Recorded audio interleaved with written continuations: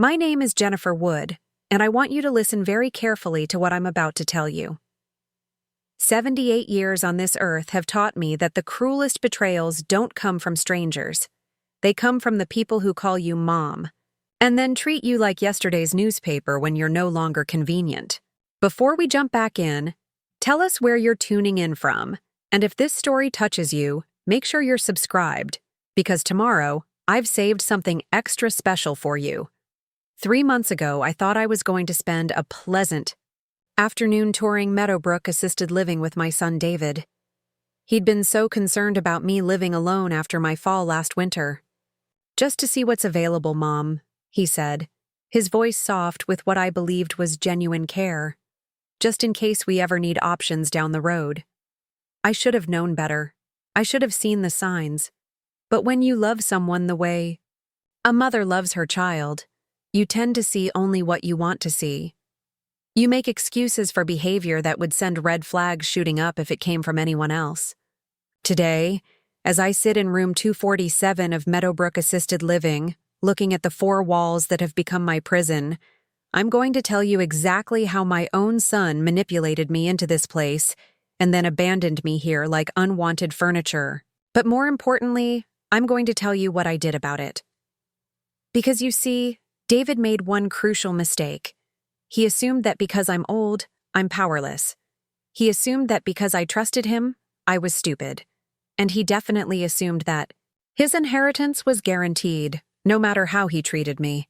He was wrong on all counts. The morning started like any other Tuesday in September.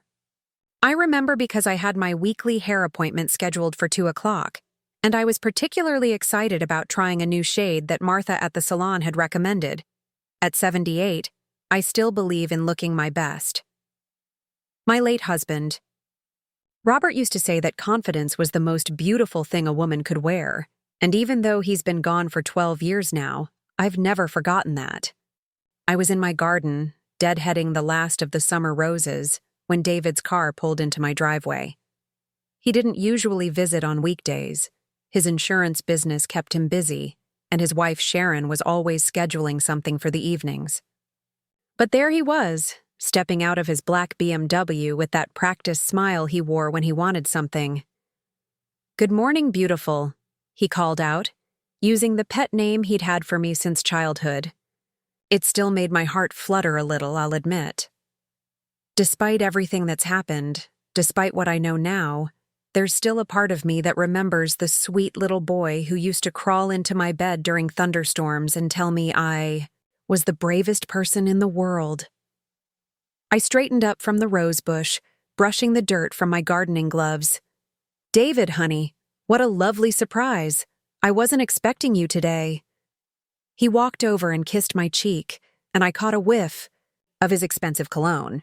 Everything about David was expensive these days. His clothes, his car, his house in the suburbs with the perfectly manicured lawn and the swimming pool that Sharon insisted they needed, even though neither of them swam much. I'd helped with the down payment on that house, actually. $30,000 from my savings account because David said they were just a little short, and it was such a great investment opportunity. I was in the neighborhood, he said, which should have been my first clue that something was off. David's office was across town, and he had no other business in my area, but I was so pleased to see him that I pushed the thought aside. "Actually, Mom, I wanted to talk to you about something. Do you have a few minutes?" I gestured toward the house. "Of course, sweetheart. Come on in. I'll make us some coffee." My house was exactly the way Robert and I had left it when we'd finished redecorating 15 years ago. The living room still had the blue and cream color scheme we'd chosen together, with the antique mahogany furniture that had belonged to my mother. The walls were covered with family photos, David's school pictures, his wedding photos. Pictures of Robert and me from our 43 years of marriage. It was a home filled with memories, with love, with the kind of warmth that can only come from decades of shared life. David settled into Robert's old recliner while I puttered around the kitchen, preparing our coffee the way he liked it. 2 sugars, a splash of cream. Through the pass-through window, I could see him looking around the living room with an expression I couldn't quite read. He seemed to be cataloging things, his eyes moving from the antique china cabinet to the Persian rug to the oil painting of the lake house where we'd spent so many summers when he was growing up. "Here we are," I said, carrying in the coffee tray that had been a wedding gift from Robert's mother. I'd used it for every special occasion for over 50 years, and using it now felt like I was marking this as an important moment with my son. David took his cup and leaned forward in the chair. "Mom, I've been thinking a lot about you lately, about how you're managing here all by yourself." I felt a little stab of defensiveness. "I'm managing just fine, thank you very much. I've been living in this house for 38 years, David. I know every creaky floorboard and every stubborn door handle. This is my home." I know," he said quickly, holding up a hand. "And I'm not saying you're not capable. You're the most capable woman I know. But Mom, you're 78 years old. That fall you had last winter scared me to death. What if something happened and nobody was around to help you?" The fall. I should have known he'd bring that up. It had been a stupid accident. I'd been carrying laundry upstairs and missed the top step, tumbling backward and bruising my hip badly enough to keep me laid up for a week. David had been wonderfully attentive during my recovery, calling every day, bringing groceries, even hiring a cleaning lady to help out. At the time, I'd been so grateful for his concern. Now I wonder if he was already planning what came next. "That was months ago," I said, "and I've been perfectly fine since then. I had those grab bars installed in the bathroom just like you suggested, and I'm much more careful on the stairs now." "But what about next time?" David pressed. "Mom, I love you too much to just sit back and wait for something terrible to happen. I want to know that you're safe, that you're taken care of." There was something in his tone that made me look at him more carefully. He was using what Robert and I used to call his sales voice, the smooth, persuasive tone he'd perfected in his insurance business. It was the voice he used when he was trying to convince clients to buy policies they weren't sure they needed. "What exactly are you suggesting?" I asked. David set down his coffee cup and reached into his jacket pocket, pulling out a glossy brochure. "I've been doing some research, and I found this place. Meadowbrook Assisted Living.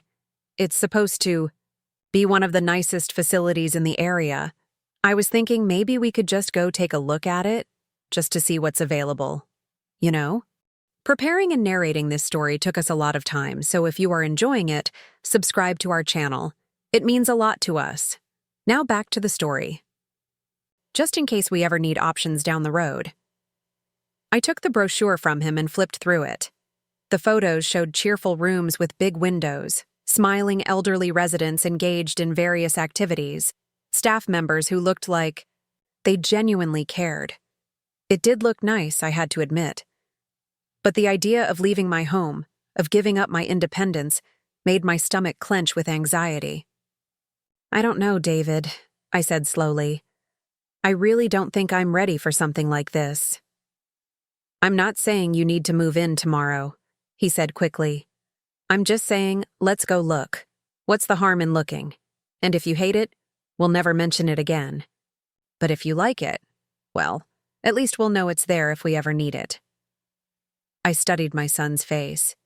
He looked genuinely concerned, genuinely loving. His eyes, the same green eyes he'd inherited from Robert, were soft with what appeared to be worry for my well-being. How could I refuse such a reasonable request? How could I deny my only child the peace of mind that would come from knowing I had options? "All right," I said finally. "We can go look. But just look. Understand? I'm not making any commitments." David's face lit up with a smile that reminded me so much of the little boy he'd been. "Of course, Mom. Just to look. I'll call them right now and set up a tour." He was already pulling out his phone, and I realized he must have researched the place thoroughly to have their number so readily available. He spoke to someone on the other end with the easy confidence of a man who was used to getting what he wanted. "Great news," he said after hanging up. "They can fit us in this afternoon. The director herself is going to give us the tour." "This afternoon?" I felt a flutter of panic. "But David, I have my hair appointment at 2. I can't just cancel at the last minute."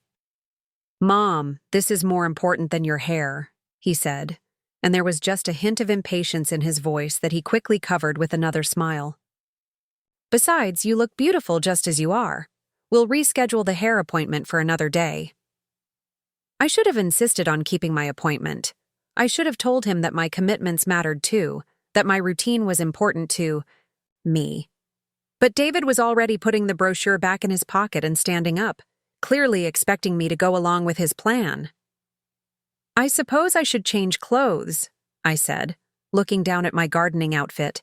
Comfortable slacks and an old blouse that had seen better days. "You look fine," David said. "It's just a quick look around. Nothing formal." So I found myself in the passenger seat of David's BMW, driving through the tree-lined streets of our town toward Meadowbrook Assisted Living. The facility was located in what had once been a beautiful residential area, and the building itself was designed to blend in with the surrounding neighborhood. It looked more like an elegant hotel than a nursing home, with its brick facade and well-maintained landscaping. David parked in the visitor's lot, and we walked together toward the main entrance. There were several elderly residents sitting on benches in the courtyard, and they looked content enough, chatting with each other or reading books in the afternoon sunshine.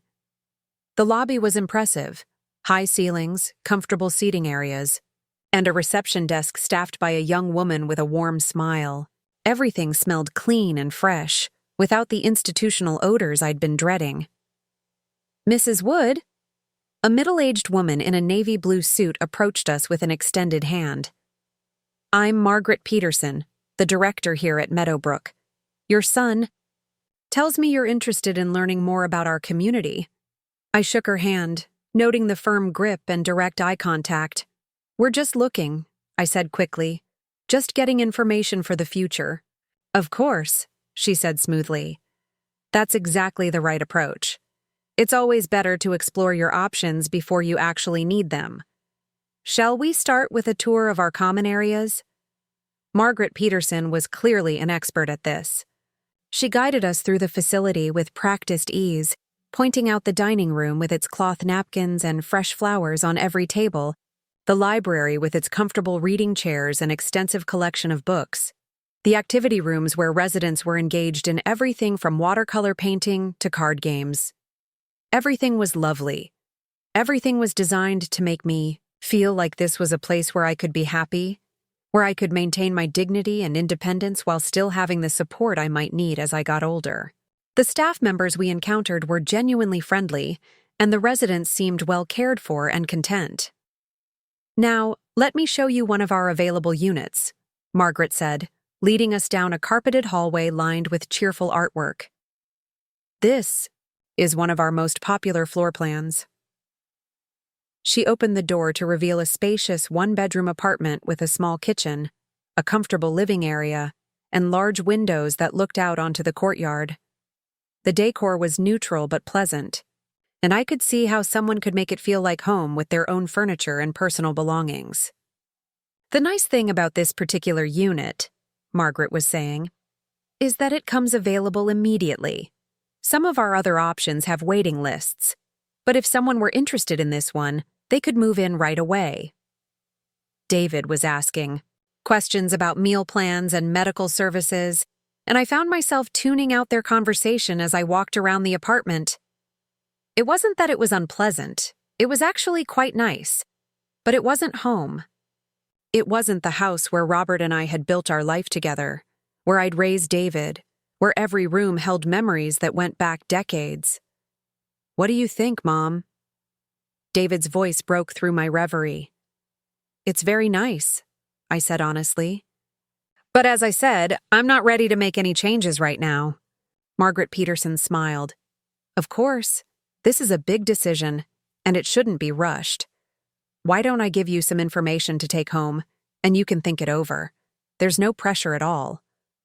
She handed me a folder full of brochures and price lists, and I accepted them politely, knowing I'd probably never look at them again. David thanked her profusely and shook her hand with the enthusiasm of a satisfied customer. "That went well," he said, as we walked back to his car. "What did you honestly think?" "I thought it was very nice," I said. "The staff seems caring, and the facilities are certainly impressive. But David, I want to be very clear about something. I'm not ready to leave my home. I may never be ready. I need you to understand that and respect it." "Absolutely," he said, opening the car door for me. "I completely understand. I just wanted you to know that there are good options out there if you ever change your mind." The drive home was pleasant. David was in a good mood, chatting about his work and asking about my garden. When we pulled into my driveway, he walked me to the door and gave me a hug that felt genuine and loving. "I'm glad we did this," he said. "Even if nothing comes of it, at least now I know you've seen what's available."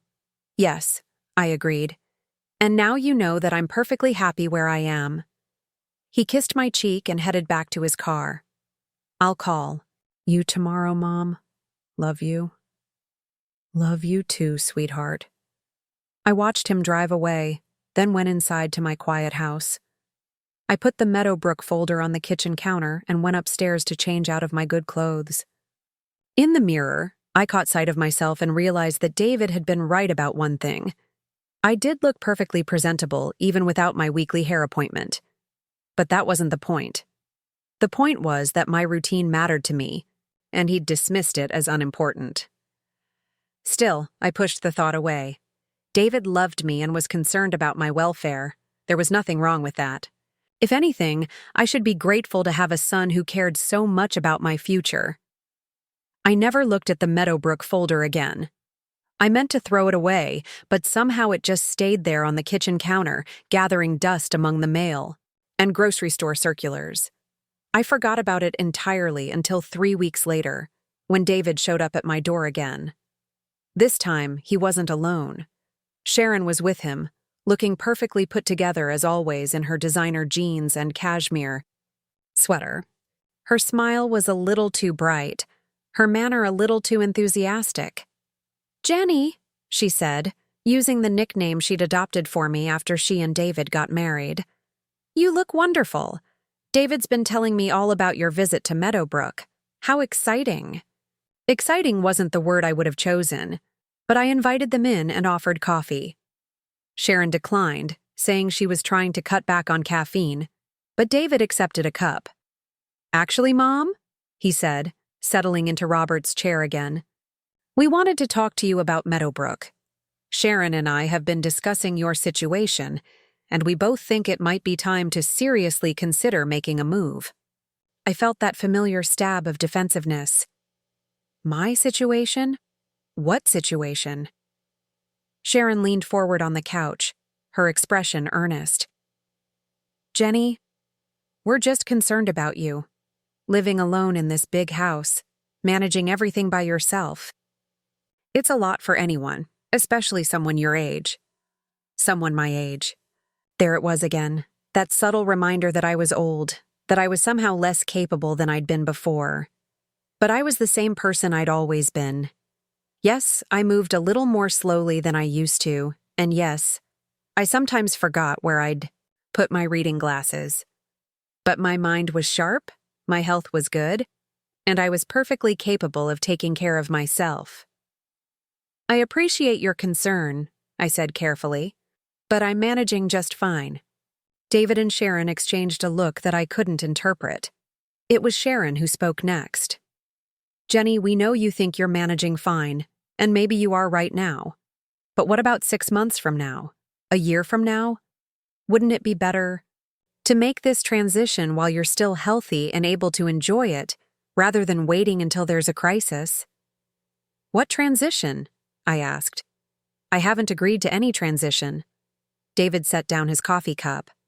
"Mom, I called Margaret Peterson yesterday. That unit we looked at is still available. but she says it probably won't be for much longer. Places like Meadowbrook have waiting lists, and if you want to get in, you need to act quickly. I stared at him in shock. You called them without discussing it with me first?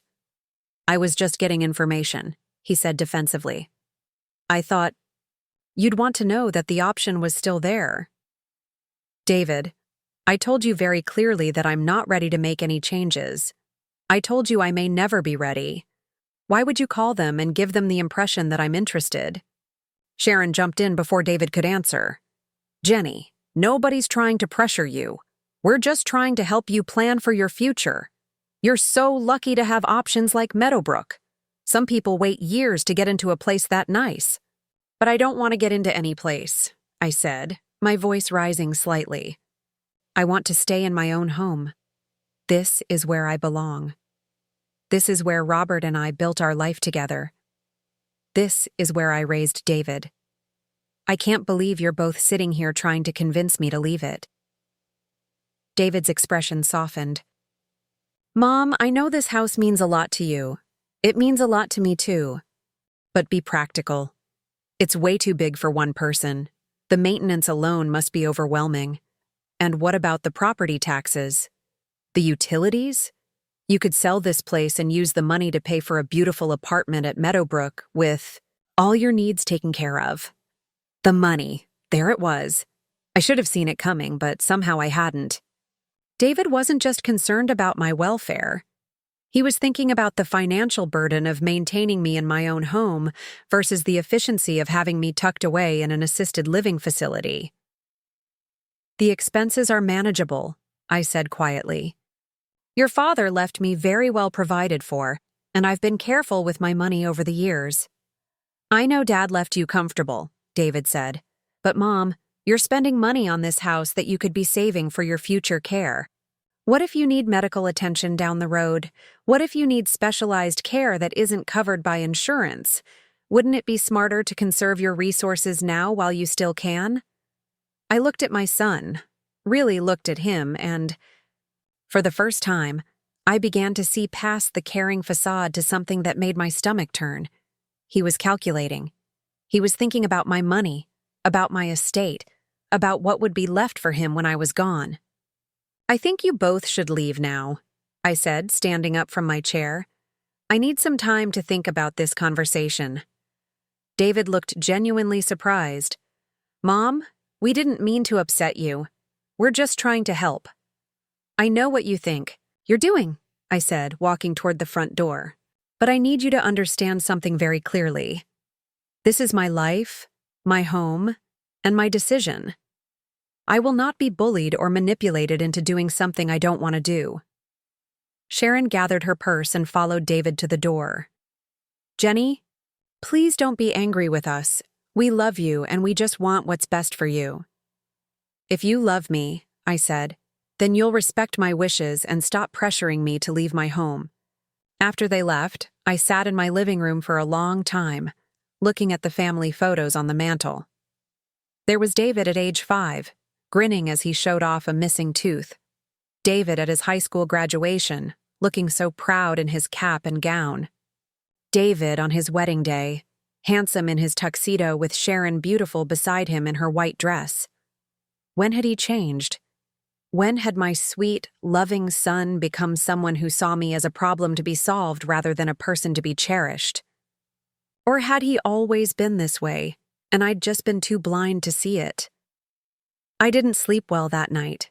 I kept thinking about what David had said about the house being too big, too expensive, too much for me to handle. Was he right? Was I being foolishly stubborn, clinging to a home that was no longer practical for my circumstances? By morning, I'd convinced myself that I was overreacting. David loved me. He was concerned about my future, and maybe his concerns were valid.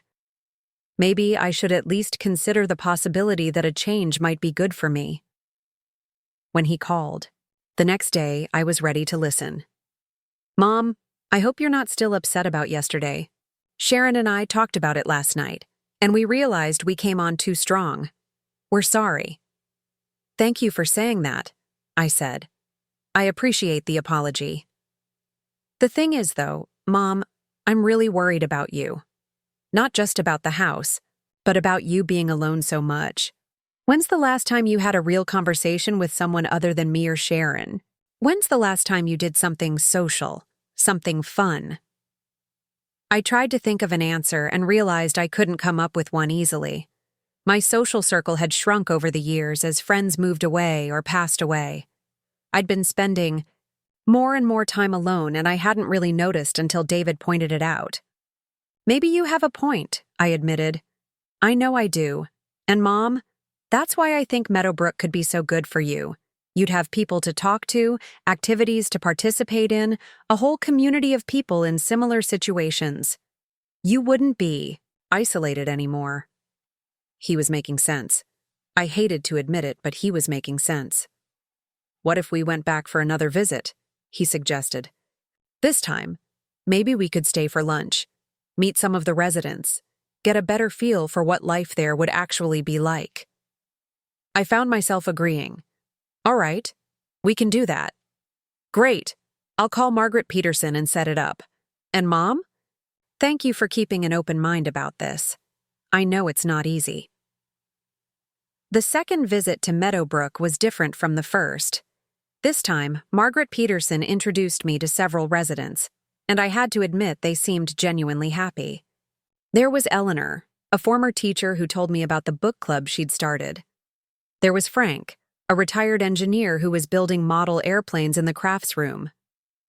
There was Mary, whose children lived in different states, and who said she'd never been less lonely than she'd been since moving to Meadowbrook. We stayed for lunch, and I was impressed by the quality of the food and the liveliness of the conversation at our table. Everyone was friendly and welcoming, and several people mentioned how nice it would be to have a new resident join their community. What do you think? David asked as we walked back to his car. I think it's lovely, I said honestly. But David, I still don't feel ready to make such a big change. I understand, he said. But Mom, what if I told you that I'd help with everything? The packing, the moving, getting your apartment set up exactly the way you want it? You wouldn't have to do any of the hard work. That's very generous of you, I said. But it's not about the logistics. It's about leaving the home where I've been happy for almost 40 years. David was quiet for a moment. Then he said, Mom, can I be completely honest with you about something? Of course. I'm scared. I'm scared that something's going to happen to you while you're alone in that house, and I won't be there to help. I'm scared that you'll fall again, or have a medical emergency, or just need help with something, and there won't be anyone around. I lie awake at night worrying about you. His voice broke a little on the last words, and I felt my heart melt. This was my son, my baby, telling me that he was frightened for my safety. How could I dismiss that? How could I ignore his very real concerns just because I was attached to a house? I don't want you to worry about me, I said softly. Then, help me not worry. Come live at Meadowbrook where I'll know you're safe and cared for. Please, Mom. Do it for me if you won't do it for yourself. I should have said no. I should have insisted on my right to make my own decisions about my own life. But I loved my son, and I couldn't bear the thought of him lying awake at night, worrying about me. All right, I said quietly. If it means that much to you, I'll do it. David's face lit up with relief and gratitude. He reached over and squeezed my hand. Thank you, Mom. You won't regret this, I promise. The next week passed in a blur of activity. David was true to his word about helping with everything. He arranged for a moving company, helped me decide which furniture would fit in my new apartment, and even hired someone to clean my house for the sale. Wait, the sale? David, I said when he mentioned it casually. I never said anything about selling the house. Well, Mom, you can't afford to maintain two places, and honestly, what's the point of keeping it? You're not going to be living there anymore. But what if I want to come back? What if I try Meadowbrook and decide it's not for me? David's expression tightened almost imperceptibly. Mom, that's not going to happen. You're going to love it there. And even if you didn't, the house is too much for you. We've already established that. I felt a flutter of panic. David, I want to keep the house. At least for now. At least until I'm sure about Meadowbrook. Mom, be reasonable. The house is going to sit empty, deteriorating, costing you money. Every month. It makes much more sense to sell it now while the market is good. It's my house, I said, my voice rising. It's my decision whether to sell it or not. Of course it is, David said quickly. I didn't mean to imply otherwise. It's just that from a practical standpoint. I don't care about the practical standpoint right now, I interrupted. I care about having a safety net. I care about knowing that if things don't work out at Meadowbrook, I have somewhere to go back to. David sighed. All right, Mom. We'll keep the house for now. But I really think you're making this harder on yourself than it needs to be. Moving day arrived faster than I'd expected. The movers came early in the morning, and by afternoon, most of my belongings were either in my new apartment at Meadowbrook or in storage. David had been incredibly helpful, directing the movers and making sure everything went smoothly. My new apartment looked lovely with my own furniture and personal belongings. David had even arranged for fresh flowers to be waiting for me, and the staff at Meadowbrook had prepared a welcome basket with fruit and chocolates. See? David said, looking around the apartment with satisfaction. It's perfect. It's like a beautiful hotel room, but it's all yours. I nodded and smiled, trying to feel as enthusiastic as he sounded. The apartment was beautiful, and everyone at Meadowbrook had been wonderfully welcoming. I had no reason to feel the hollow ache in my chest or the persistent sense that I'd made a terrible mistake. I should get going, David said, checking his watch. Sharon's cooking dinner tonight, and I promised I'd be home by 6, but I'll call you tomorrow, and maybe we can have lunch together later this week. That sounds nice, I said. He kissed my cheek and headed for the door. I'm proud of you, Mom.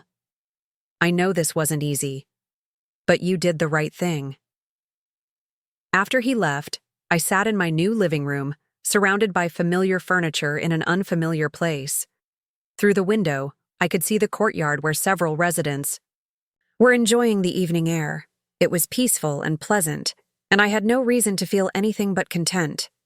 So why did I feel like I'd just made the biggest mistake of my life? That first night at Meadowbrook, I barely slept. The bed was comfortable, the room was quiet, and I had no real complaints about my accommodations. But it wasn't home. The sounds were different. The smells were different. And even though I was surrounded by people just a few feet away on either side, I felt more alone than I had in years. I told myself it would get better. Moving was always difficult, and it would take time to adjust. Everyone had warned me about that, and I'd been prepared for some initial homesickness. But days passed, then weeks, and the feeling didn't improve. If anything, it got worse. I participated in activities, ate meals in the dining room, and made polite conversation with other residents. But I felt like I was playing a role rather than living my life. David called regularly, just as he'd promised. He always sounded cheerful and upbeat, asking about my activities and telling me about his work. When I mentioned that I was having trouble adjusting, he was sympathetic but encouraging. It just takes time, Mom. Everyone goes through an adjustment period. Give it a few more weeks and you'll feel right at home. But I didn't feel right at home. I felt like a visitor who had overstayed her welcome. It was during my 3rd week at Meadowbrook that I realized something that made my blood run cold. I was sitting in the lobby, waiting for David to pick me up for lunch, when I overheard a conversation between 2 staff members. "How's Mrs. Chen adjusting?" one asked. "Better than most," the other replied. "Her daughter says she's planning to put the house on the market next month. Says there's no point in waiting when they know she's not going back." Not going back, The words hit me like a physical blow. I thought about my own house, sitting empty while I tried to adjust to life at Meadowbrook. David had been pushing me to put it on the market almost from the day I'd moved in. "Just think about it, Mom," he'd say. "It's costing you money to maintain an empty house, and property values are really good right now." But I'd insisted on keeping it, and he'd agreed, albeit reluctantly. Hadn't he? When David arrived for lunch, I was quiet and distracted. He chatted about his work and asked about my morning activities, but I was barely listening. I was thinking about Mrs. Chen and her daughter, about houses being sold and bridges being burned. "David," I said suddenly, interrupting his story about a difficult client, "I want to go see the house." "The house?" He looked confused. "What house?" "My house. Our house. I want to go see it." David's expression became carefully neutral. "Mom, I don't think that's a good idea. It's just going to make you sad and confused. You're doing so well at Meadowbrook. Why torture yourself?" "I'm not torturing myself. I just want to see my home." "It's not your home anymore," David said gently. "Meadowbrook is your home now." The way he said it, so final, so absolute, sent a chill down my spine. "David, I want to see the house. Today, after lunch." "Mom." "David, I'm not asking you. I'm telling you. Take me to see my house or I'll call a taxi and go by myself." He stared at me for a long moment, and I saw something flicker across his face that I'd never seen before. Annoyance, frustration, and something else that made my heart skip a beat. Fear. "All right," he said finally. "We'll drive by the house after lunch. But I'm warning you, Mom, it's going to upset you, and I don't want to hear any complaints afterward." Lunch was tense. David made small talk about the weather and the activities at Meadowbrook, but there was an undercurrent of tension that hadn't been there before. I found myself studying his face, looking for signs of the sweet, caring son I thought I knew, and finding instead a stranger who seemed increasingly irritated by my requests. The drive to my house took 15 minutes. As we turned onto my street, I felt my heart begin to pound with anticipation. In a few moments, I'd see my beautiful home with its rose garden and the oak tree that Robert had planted when David was born. But when David's car pulled into the driveway, I saw something that made me gasp out loud. There was a sold sign on the front lawn. I stared at the sign in shock, unable to process what I was seeing. My house, my beautiful, beloved home, had been sold. Without my knowledge, without my permission. "David," I whispered, "what is this?" David turned off the engine and sat quietly for a moment, not meeting my eyes. The silence and David's car stretched between us like a chasm. I couldn't take my eyes off that sold sign, the red letters burning into my vision like a brand. My house, the house where I'd lived for 38 years, where I'd raised my son, where my husband had drawn his last breath, had been sold without my knowledge or consent. "David." My voice came out as barely a whisper. "Tell me what this means." He still wouldn't look at me. His hands gripped the steering wheel so tightly that his knuckles had turned white, and I could see a muscle jumping in his jaw.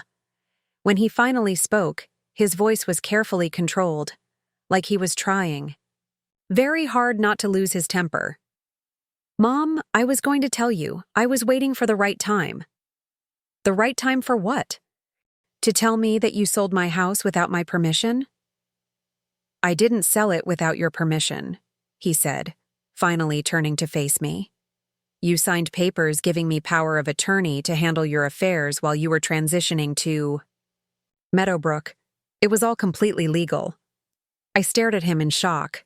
"I never signed any such papers." "Yes, you did, the day before you moved. Remember?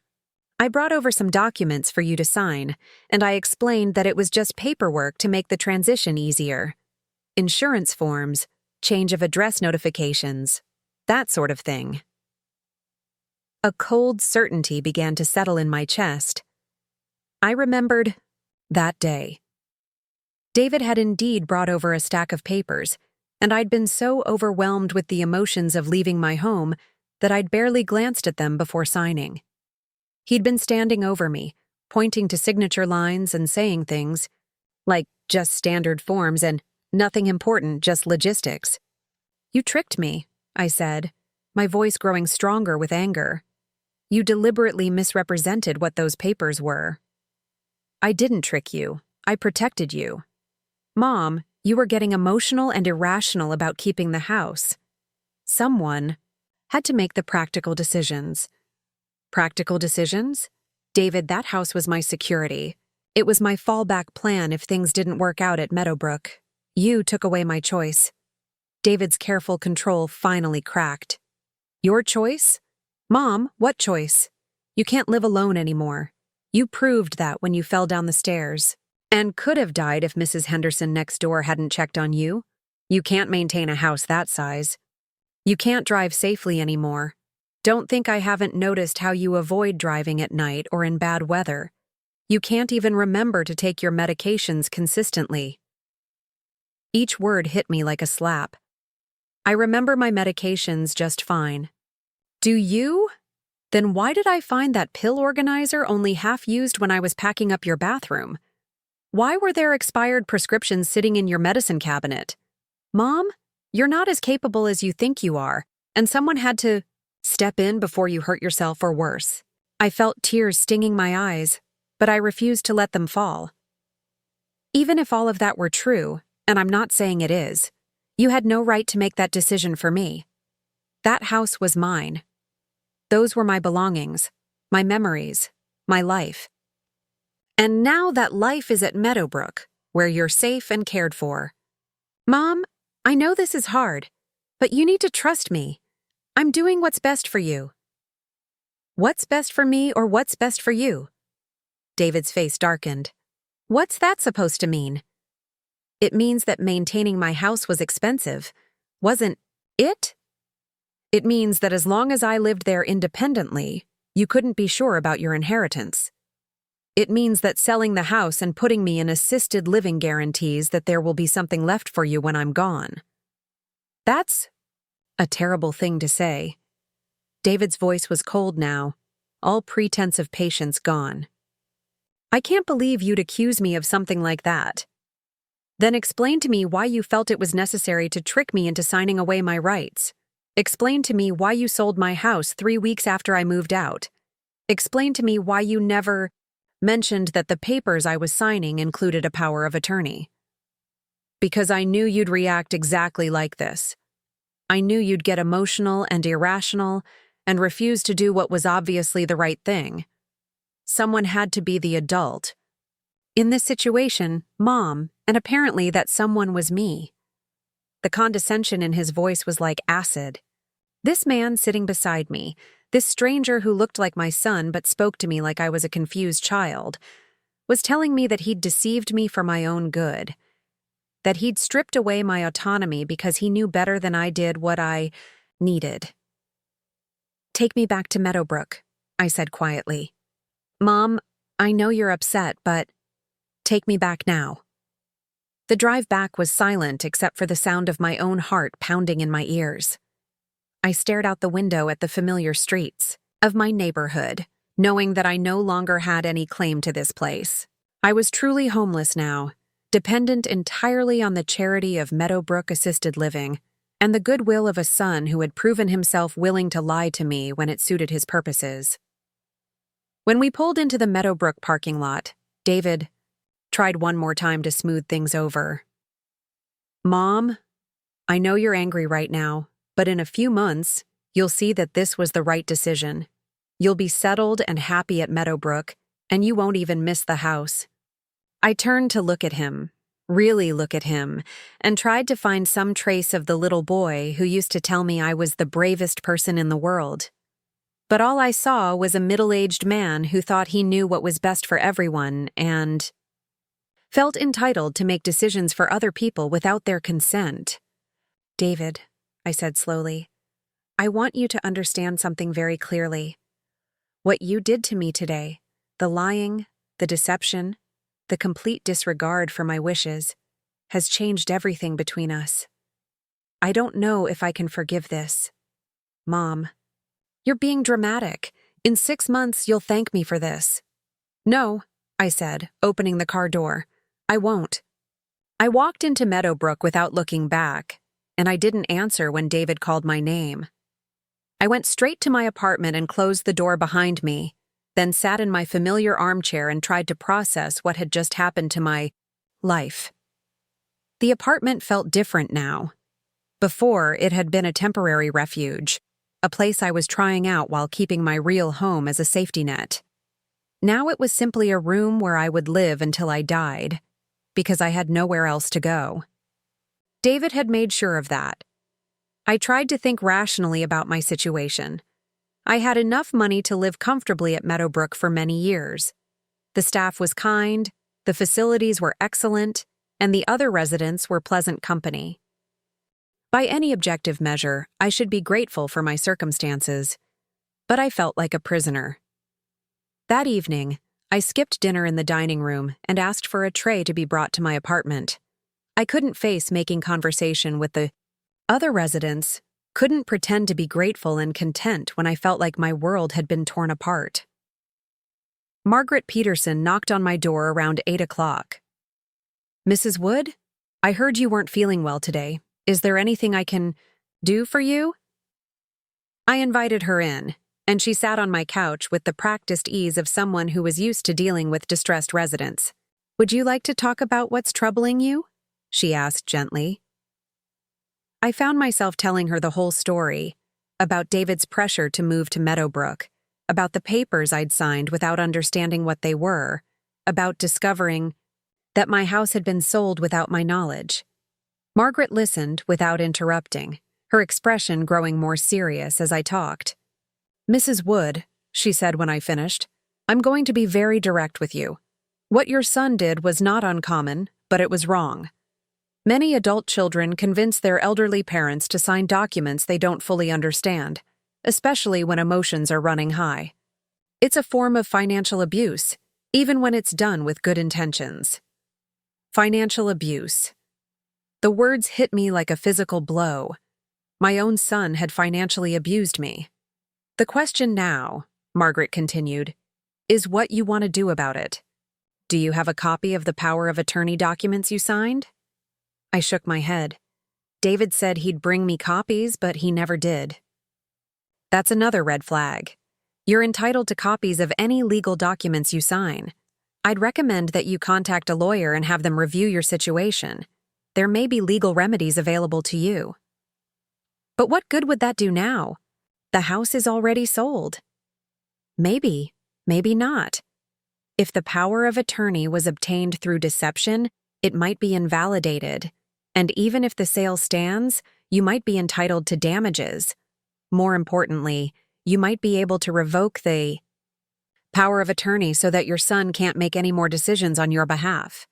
I thought about this for a long time after Margaret left.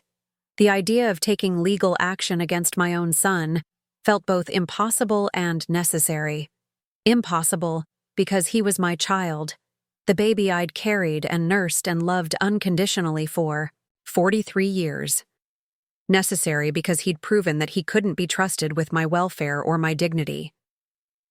That night, I barely slept. I kept thinking about all the signs I'd missed, all the little moments that should have warned me what David was planning. The way he'd dismissed my concerns about moving too quickly. The way he'd pressured me to sign papers without reading them carefully. The way he'd immediately started talking about selling the house as soon as I'd agreed to try Meadowbrook. I thought about Sharon too, and her role in all of this. Had she known what David was planning? Had they discussed my situation together, deciding between them what was best for me without ever consulting me? The thought made me sick to my stomach. The next morning, I called the law firm that had handled Robert's estate. The receptionist put me through to James Morrison, the attorney who had helped us with our wills and other legal matters over the years. Jenny, he said warmly, it's good to hear from you. How are you settling in at Meadowbrook? That's actually what I'm calling about, Jim. I need to discuss some legal issues that have come up." I told him the whole story, and his silence grew longer and more ominous as I talked. When I finished, he was quiet for a long moment. "Jenny," he said finally, "I think you need to come in and see me as soon as possible. Can you get here today?" "I don't drive anymore," I said, realizing as I said it that David had been right about at least that much. "And I don't want to ask David to bring me." "I'll send a car for you. This is important enough that it can't wait." 2 hours later, I was sitting in Jim Morrison's office, looking at copies of the documents I'd signed the day before moving to Meadowbrook. Reading them now with a clear head and no emotional pressure, I felt sick to my stomach. The power of attorney was broad and comprehensive, giving David control over all of my financial affairs, my healthcare decisions, and my living arrangements.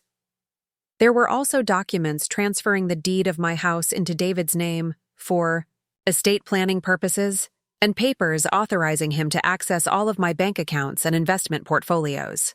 "Jenny," Jim said gently, "your son now has complete legal control over your life. He can make medical decisions for you, move your money around, even commit you to a nursing home against your will if he chooses to."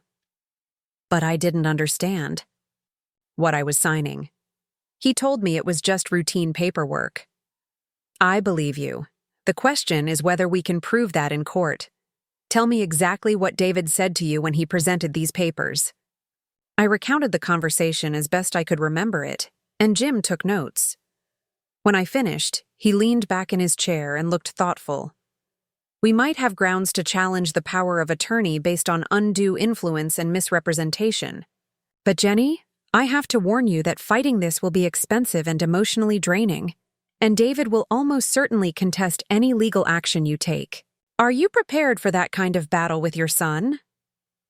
I thought about it for a long moment. Was I prepared to essentially declare war on my only child? Was I prepared to air our family's dirty laundry in court and possibly destroy our relationship forever? Then I thought about how David had spoken to me the day before, calling me irrational and emotional, dismissing my concerns like I was a confused child who couldn't be trusted to make decisions about her own life. "Yes," I said firmly. "I'm prepared." Jim nodded. "All right. The first thing we need to do is file a motion to revoke the power of attorney. Then we'll petition the court to freeze your assets so that David can't make any more financial decisions without court approval. Depending on what we find when we review your accounts, we might also have grounds for a lawsuit seeking damages." Over the next week, I learned things about my own financial situation that left me reeling. Jim's investigation revealed that David hadn't just sold my house. He'd also moved a significant portion of my investment portfolio into accounts that he controlled. Money that Robert and I had saved carefully over decades of marriage, money that was supposed to ensure my security in my old age, had been transferred out of my name and into David's. "The good news," Jim told me during our second meeting, "is that we can trace all of these transactions. David was sloppy about covering his tracks, probably because he assumed you'd never question what he was doing. The bad news is that unwinding these transactions is going to take time, and David is going to fight us every step of the way." As if summoned by our conversation, David called that evening. I was back in my apartment at Meadowbrook, trying to process everything I'd learned about my financial situation when the phone rang.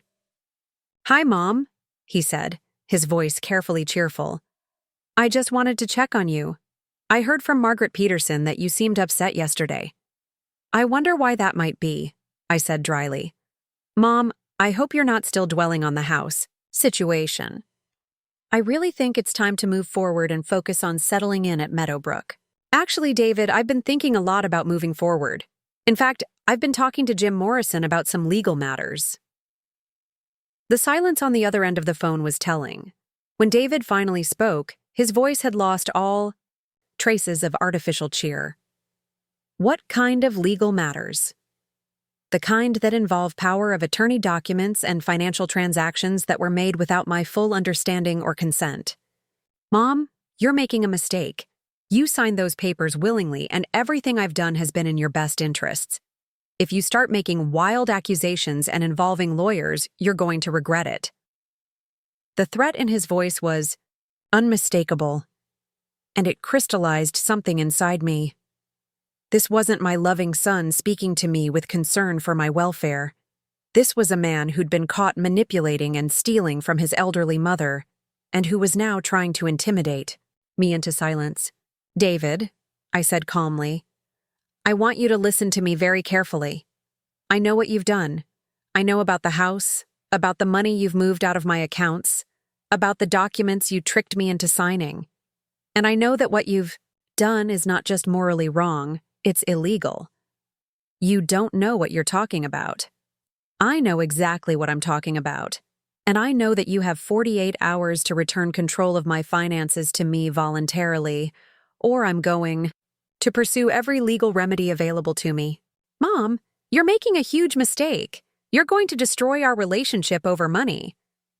"I'm not destroying our relationship over money, David. You destroyed our relationship when you decided to lie to me and steal from me. The money is just evidence of how little you actually respect me." David's voice turned cold. "Fine. If that's the way you want to play this, we'll play it your way. But don't expect me to come running when you need help. Don't expect me to visit you or call you or pretend that we have a relationship anymore. You've made your choice." "Yes," I said quietly. "I have." He hung up without saying goodbye, and I sat in my apartment for a long time afterward, trying to process what had just happened. In the space of a week, I'd lost my home and discovered that my son was a thief and a liar. I'd also discovered that I was stronger than I'd given myself credit for. The next few weeks were a blur of legal meetings and paperwork.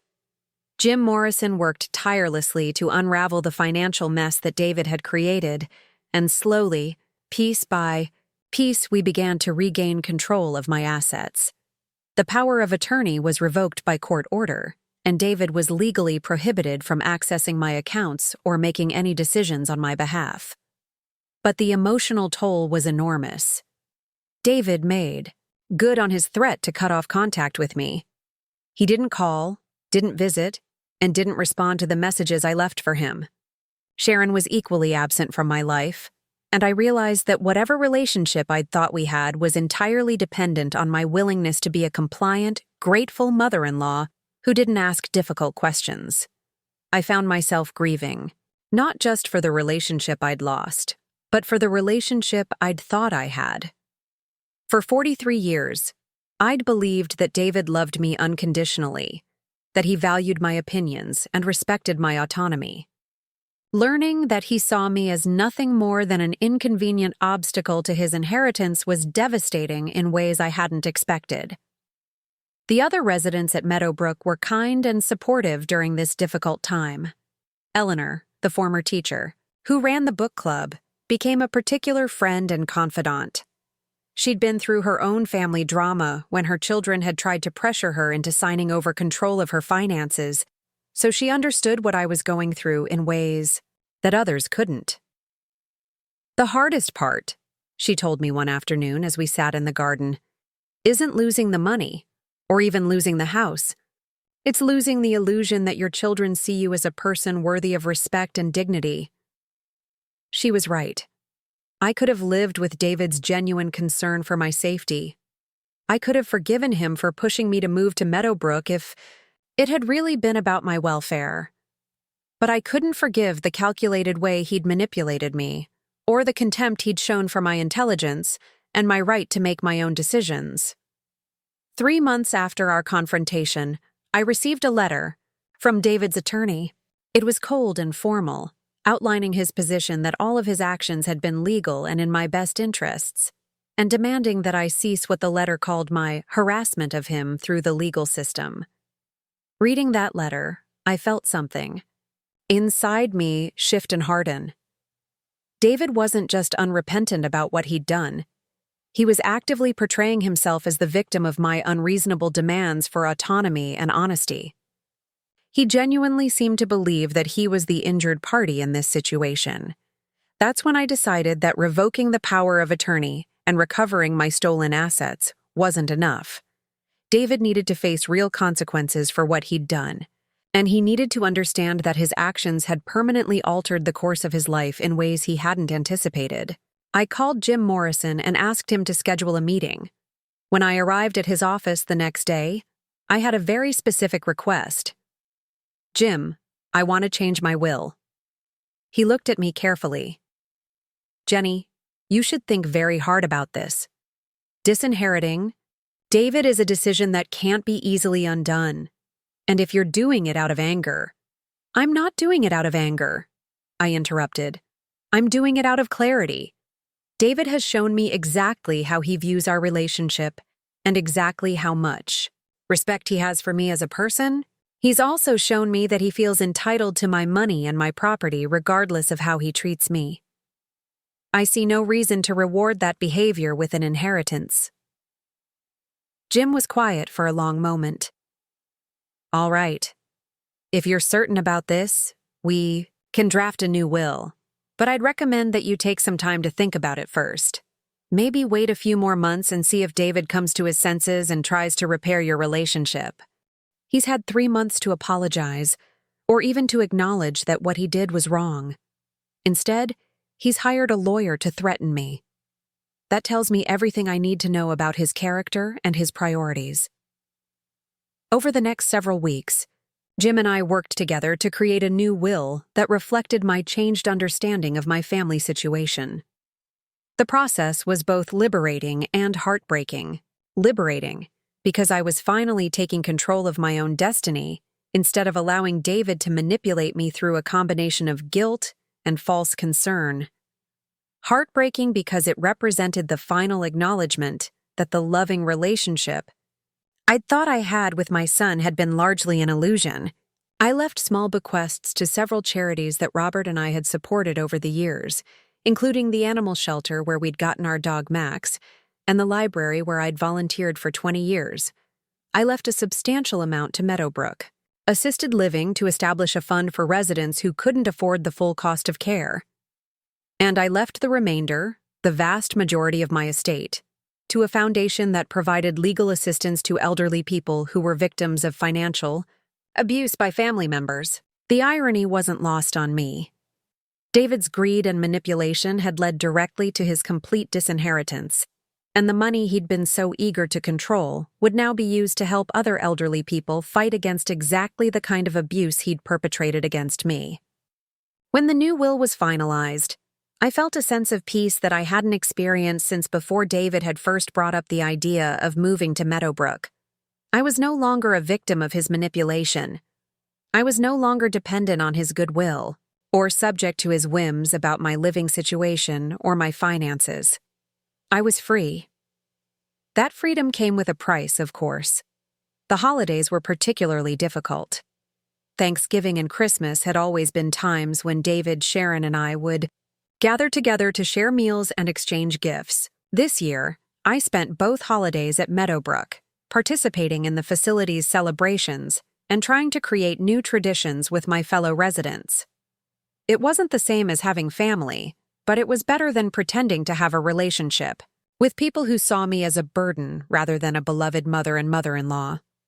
Eleanor invited me to join her and several other residents for a Christmas Eve dinner in the private dining room, and we shared stories about Christmases past, and talked about what the holiday meant to us now that we were in this stage of our lives. "You know," said Frank, the retired engineer who built model airplanes, "I used to think that family was the most important thing in the world, but I've learned that respect and kindness are more important than blood relations. I'd rather spend the holidays with people who treat me well than with family members who make me feel like a nuisance." Everyone at the table nodded in agreement, and I realized that I wasn't the only one who'd had to learn difficult lessons about family loyalty and what it really meant. As winter turned to spring, I settled into a routine at Meadowbrook that was actually quite pleasant. I joined Eleanor's book club and discovered that I enjoyed discussing literature with people who'd had time to read widely and think deeply about what they'd read. I started taking art classes and found that I had a talent for watercolor painting that I'd never known existed. I even began volunteering in the facility's library, helping to catalog new books and organize reading programs for residents with vision problems. For the first time in months, I was genuinely happy. Not the artificial happiness that comes from pretending everything is fine when it isn't, but the real contentment that comes from living authentically and being surrounded by people who value and respect you. It was during this period of contentment that I received an unexpected phone call. I was in my apartment one afternoon, working on a watercolor of the courtyard garden when the phone rang. "Mrs. Wood?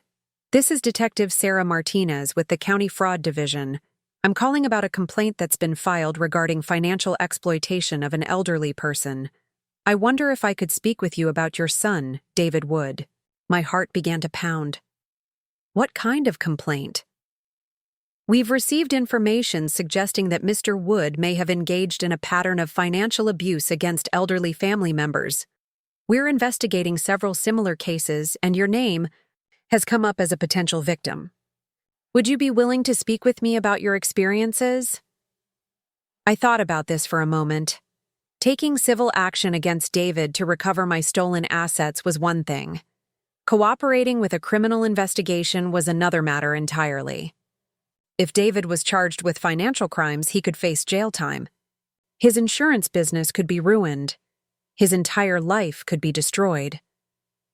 Then I thought about other elderly people who might be vulnerable to the same kind of manipulation that David had used against me. I thought about Mrs. Chen, whose daughter had convinced her to sell her house and move to assisted living. I thought about all the residents at Meadowbrook who'd told me similar stories about children and grandchildren who'd pressured them into giving up their autonomy and their assets. "Yes," I told Detective Martinez. "I'd be very willing to speak with you." The next week, Detective Martinez came to Meadowbrook to interview me. She was a woman in her 40s with kind eyes and a professional manner that put me at ease immediately. I told her everything. About David's pressure tactics, about the documents he'd tricked me into signing, about the financial assets he'd transferred without my knowledge or consent. "Mrs. Wood," she said when I finished, "what your son did to you meets the legal definition of financial exploitation of an elderly person, which is a felony in this state. We have evidence of similar behavior toward at least 3 other elderly clients of his insurance business. We believe he's been using his professional relationships to identify vulnerable targets and then manipulating them into giving him control over their finances. The scope of David's crimes was much broader than I'd realized. He hadn't just betrayed me. He'd been systematically targeting and exploiting elderly people for years, using his position of trust and his professional credentials to gain access to their assets." "What happens next?" I asked. "We're preparing to arrest Mr. Wood and file formal charges. We'll need you to testify if the case goes to trial. Are you prepared to do that?" I thought about facing David in court, about having to recount the details of his betrayal in front of a judge and jury. I thought about the media attention that a case like this might attract, and about having my family's private business exposed to public scrutiny. Then I thought about the other elderly people David had victimized, and about the ones he might victimize in the future if he wasn't stopped. "Yes," I said firmly. "I'm prepared to testify." A week later, I watched the local news coverage of David's arrest with a mixture of satisfaction and sadness. The reporter described the charges against him: multiple counts of financial exploitation of elderly persons, fraud, and conspiracy. His insurance license had been suspended pending the outcome of the case, and his business was effectively finished.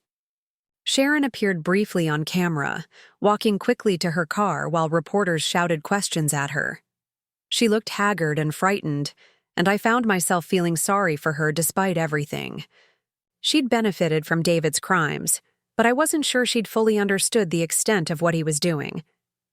Several of my fellow residents at Meadowbrook congratulated me on my courage in coming forward, and I was surprised to discover that many of them had been following the case closely. Apparently, stories about adult children exploiting their elderly parents were all too common in their social circles. "You did the right thing," Eleanor told me as we sat in the garden after dinner. It took courage to stand up to your own son, but you may have saved other families from going through what you went through." I nodded, but I was still processing the complex emotions that David's arrest had stirred up. Part of me felt vindicated and empowered. I'd refused to be a victim, and I'd taken action to protect others from the same kind of abuse I'd suffered. But part of me felt heartbroken at the complete destruction of my relationship with my only child. That night, as I lay in bed thinking about everything that had happened over the past several months, I realized that my experience had taught me something important about family, love, and respect. Real love doesn't manipulate or deceive. Real love doesn't steal or betray. Real love respects the autonomy and dignity of the person being loved, even when, especially when, that person is elderly and vulnerable. David had never really loved me the way I'd thought he did. He'd loved what I could provide for him: financial security, social status, the ego boost that came from having a grateful and dependent mother. But he'd never loved me as a person worthy of honesty and respect. Understanding that was painful, but it was also liberating. I was no longer burdened with the impossible task of trying to maintain a relationship with someone who saw me as nothing more than a source of financial benefit. I was free to build genuine relationships with people who valued me for who I was, rather than what I could give them.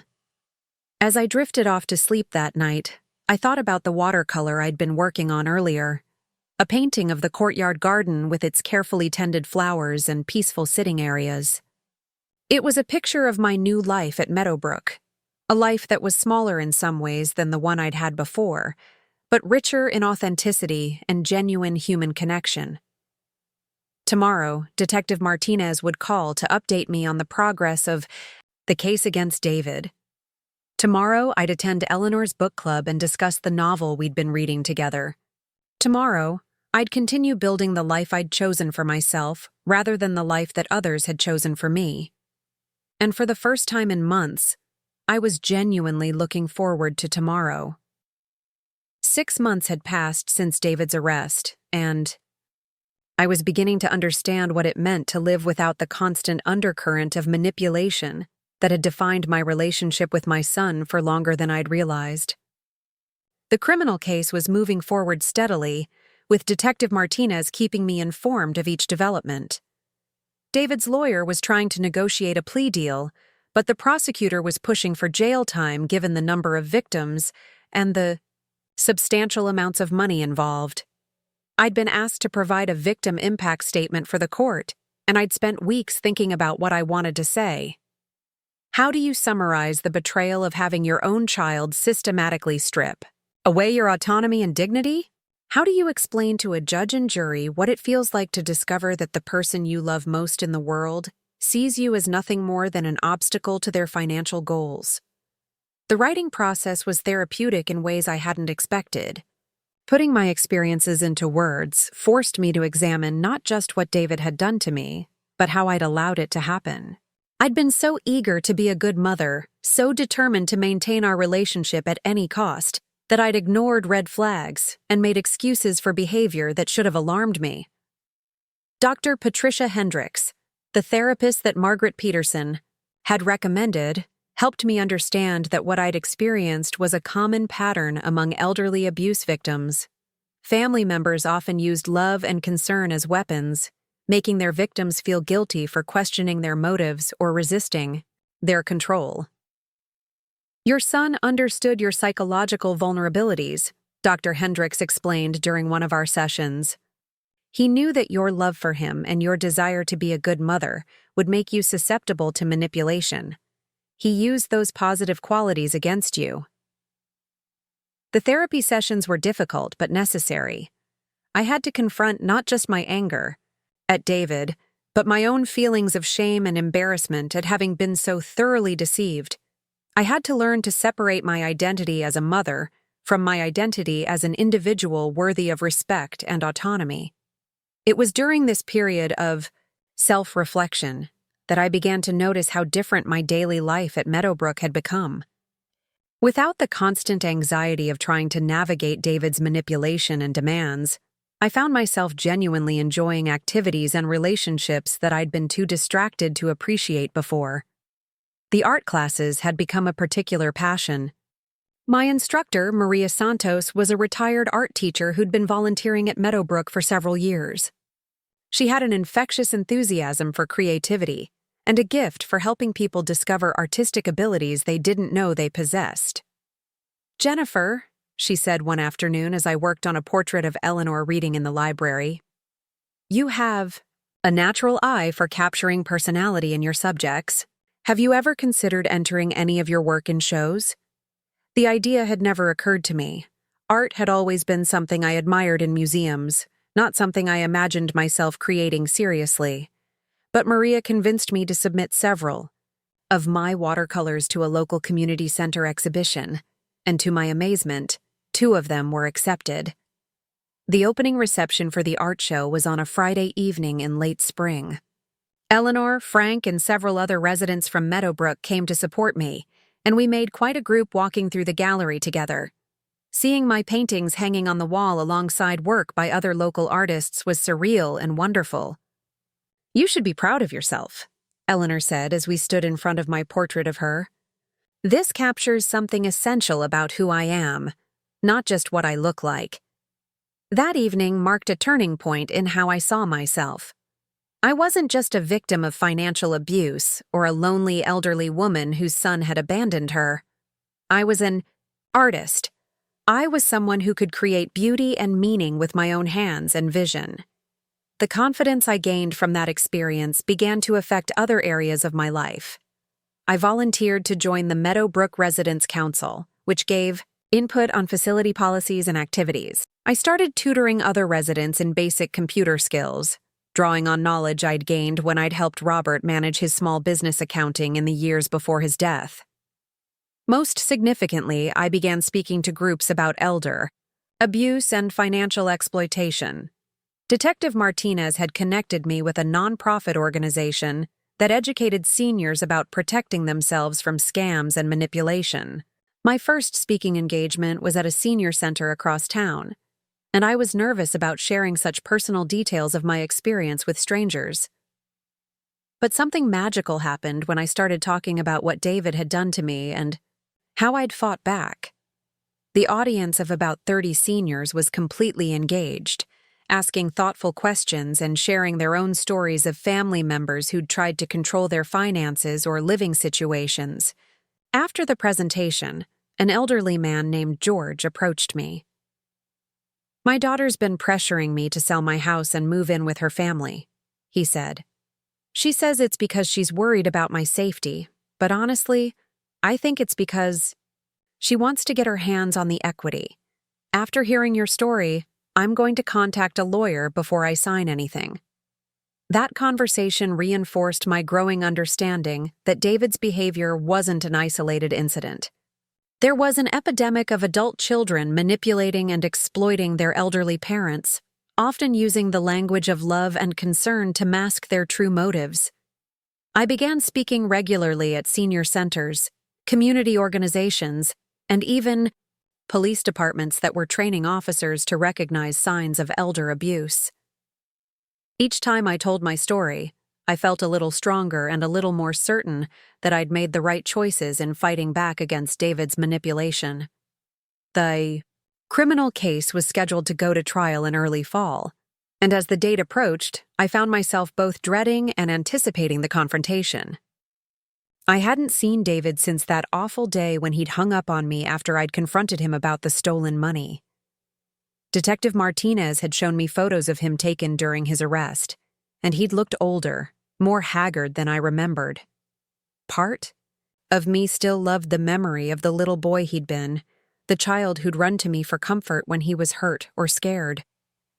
But that child had grown into a man who'd seen his elderly mother as a mark to be conned rather than a person to be cherished. Understanding that was still painful, but it no longer consumed me with grief the way it had in the early months after our confrontation. 2 weeks before the trial was scheduled to begin, I received an unexpected visitor. I was in the Meadowbrook library, helping to organize a new shipment of books when Margaret Peterson came to find me. "Jennifer, you have a visitor," she said, her expression carefully neutral. "It's your daughter-in-law." My heart started racing. I hadn't spoken to Sharon since David's arrest, and I had no idea what she might want from me. Margaret must have seen my anxiety, because she added quickly, "You don't have to see her if you don't want to.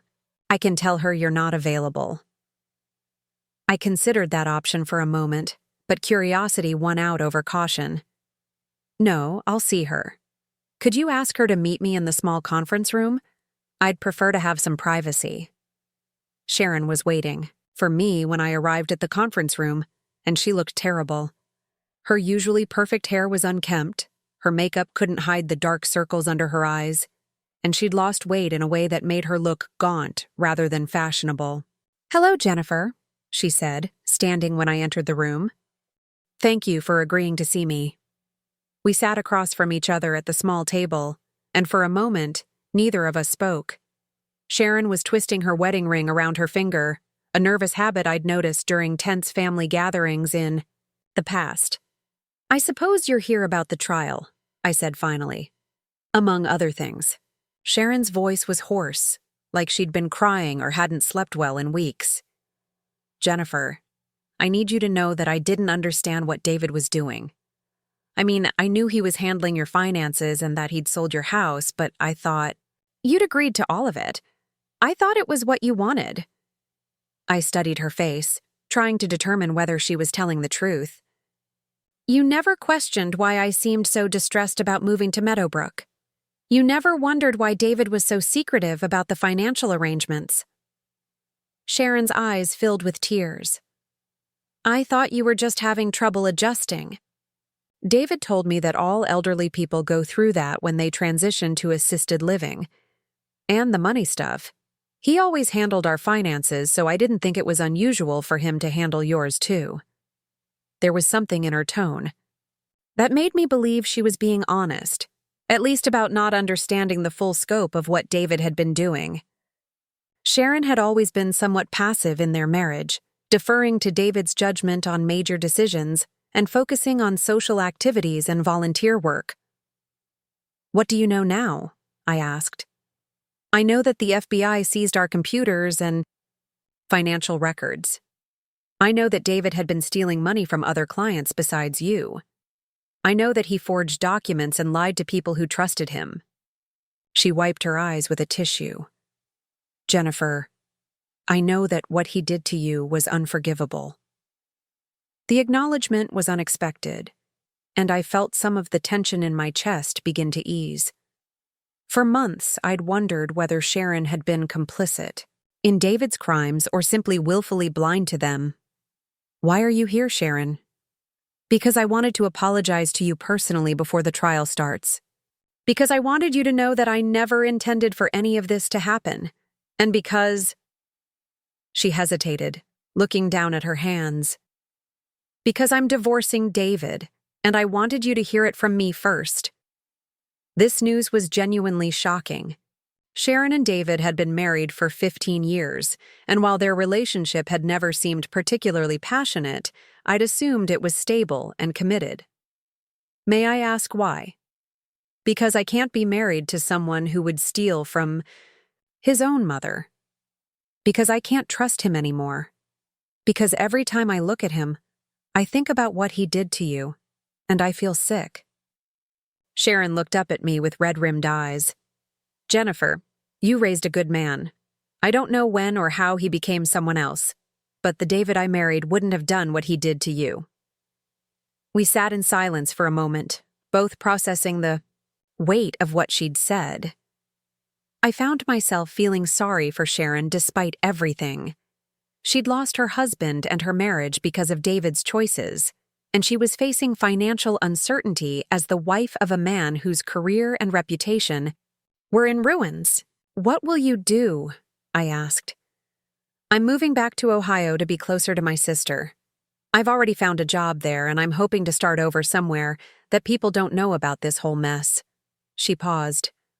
"I know I don't have any right to ask you for anything, but I was hoping you might consider writing a letter to the court explaining that I wasn't involved in David's crimes." The prosecutor said it might help with my divorce settlement. I thought about this request. Sharon was asking me to potentially help her financially at a time when my own financial security had been damaged by her husband's crimes. But she seemed genuinely remorseful, and I believed her when she said she hadn't understood what David was doing. "I'll consider it," I said. "But Sharon, I need you to understand something. The damage David did to me wasn't just financial. He destroyed my trust in my own judgment and made me question everything I thought I knew about our family. That's not something that can be fixed with apologies or divorce papers." "I know," she said quietly. "I don't expect you to forgive me or David. I just wanted you to know that I'm sorry, and that I think you're incredibly brave for fighting back the way you did."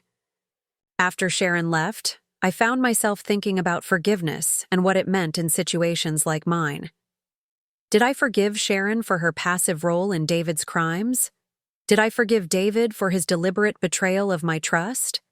Did I need to forgive either of them in order to move forward with my own life? Dr. Hendricks and I discussed this extensively in our next session.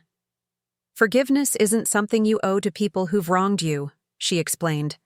"It's something you do for yourself, when you're ready to let go of anger and resentment. But you don't have to forgive in order to heal." I realized that I'd already begun healing without worrying about forgiveness. My anger at David had evolved into something more like disappointment and sadness for the relationship we'd never really had. I wasn't consumed with hatred or bitterness, but I also wasn't ready to absolve him of responsibility for his choices. The trial began on a crisp October morning.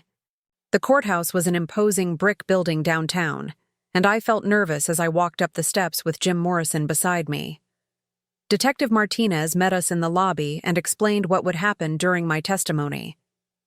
"The defense is going to try to portray you as a confused elderly woman who doesn't understand financial matters," she warned me.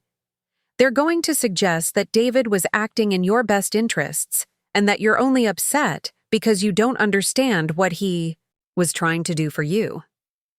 I'd been expecting this strategy, and I'd prepared for it during several practice sessions with the prosecutor. The key was to remain calm and factual, to speak clearly about what David had said and done, and to avoid getting drawn into emotional responses that might make me seem unstable or unreliable. The courtroom was smaller than I'd expected, with rows of wooden benches facing the judge's bench and the jury box. David was already seated at the defense table with his lawyer, and seeing him again after almost a year was jarring.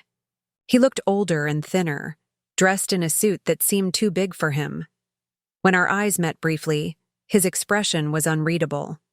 The prosecutor, Assistant District Attorney Maria Rodriguez, was a competent woman in her 40s who'd impressed me with her thorough understanding of the case and her genuine concern for the victims.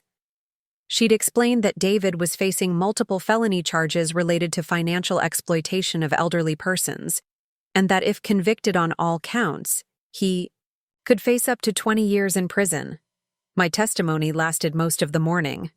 I walked through the timeline of events leading up to my move to Meadowbrook, explained how David had pressured me to sign documents I didn't understand, and described my discovery that my house had been sold without my knowledge. I spoke clearly and calmly, focusing on facts rather than emotions. The defense attorney, a smooth-talking man in an expensive suit, tried his best to rattle me during cross-examination.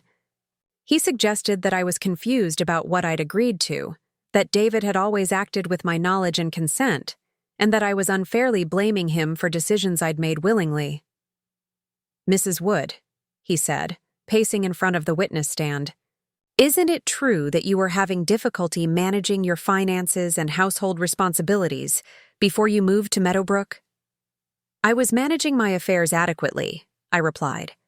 "I'd been doing so for 12 years since my husband's death. But you had fallen and injured yourself, hadn't you?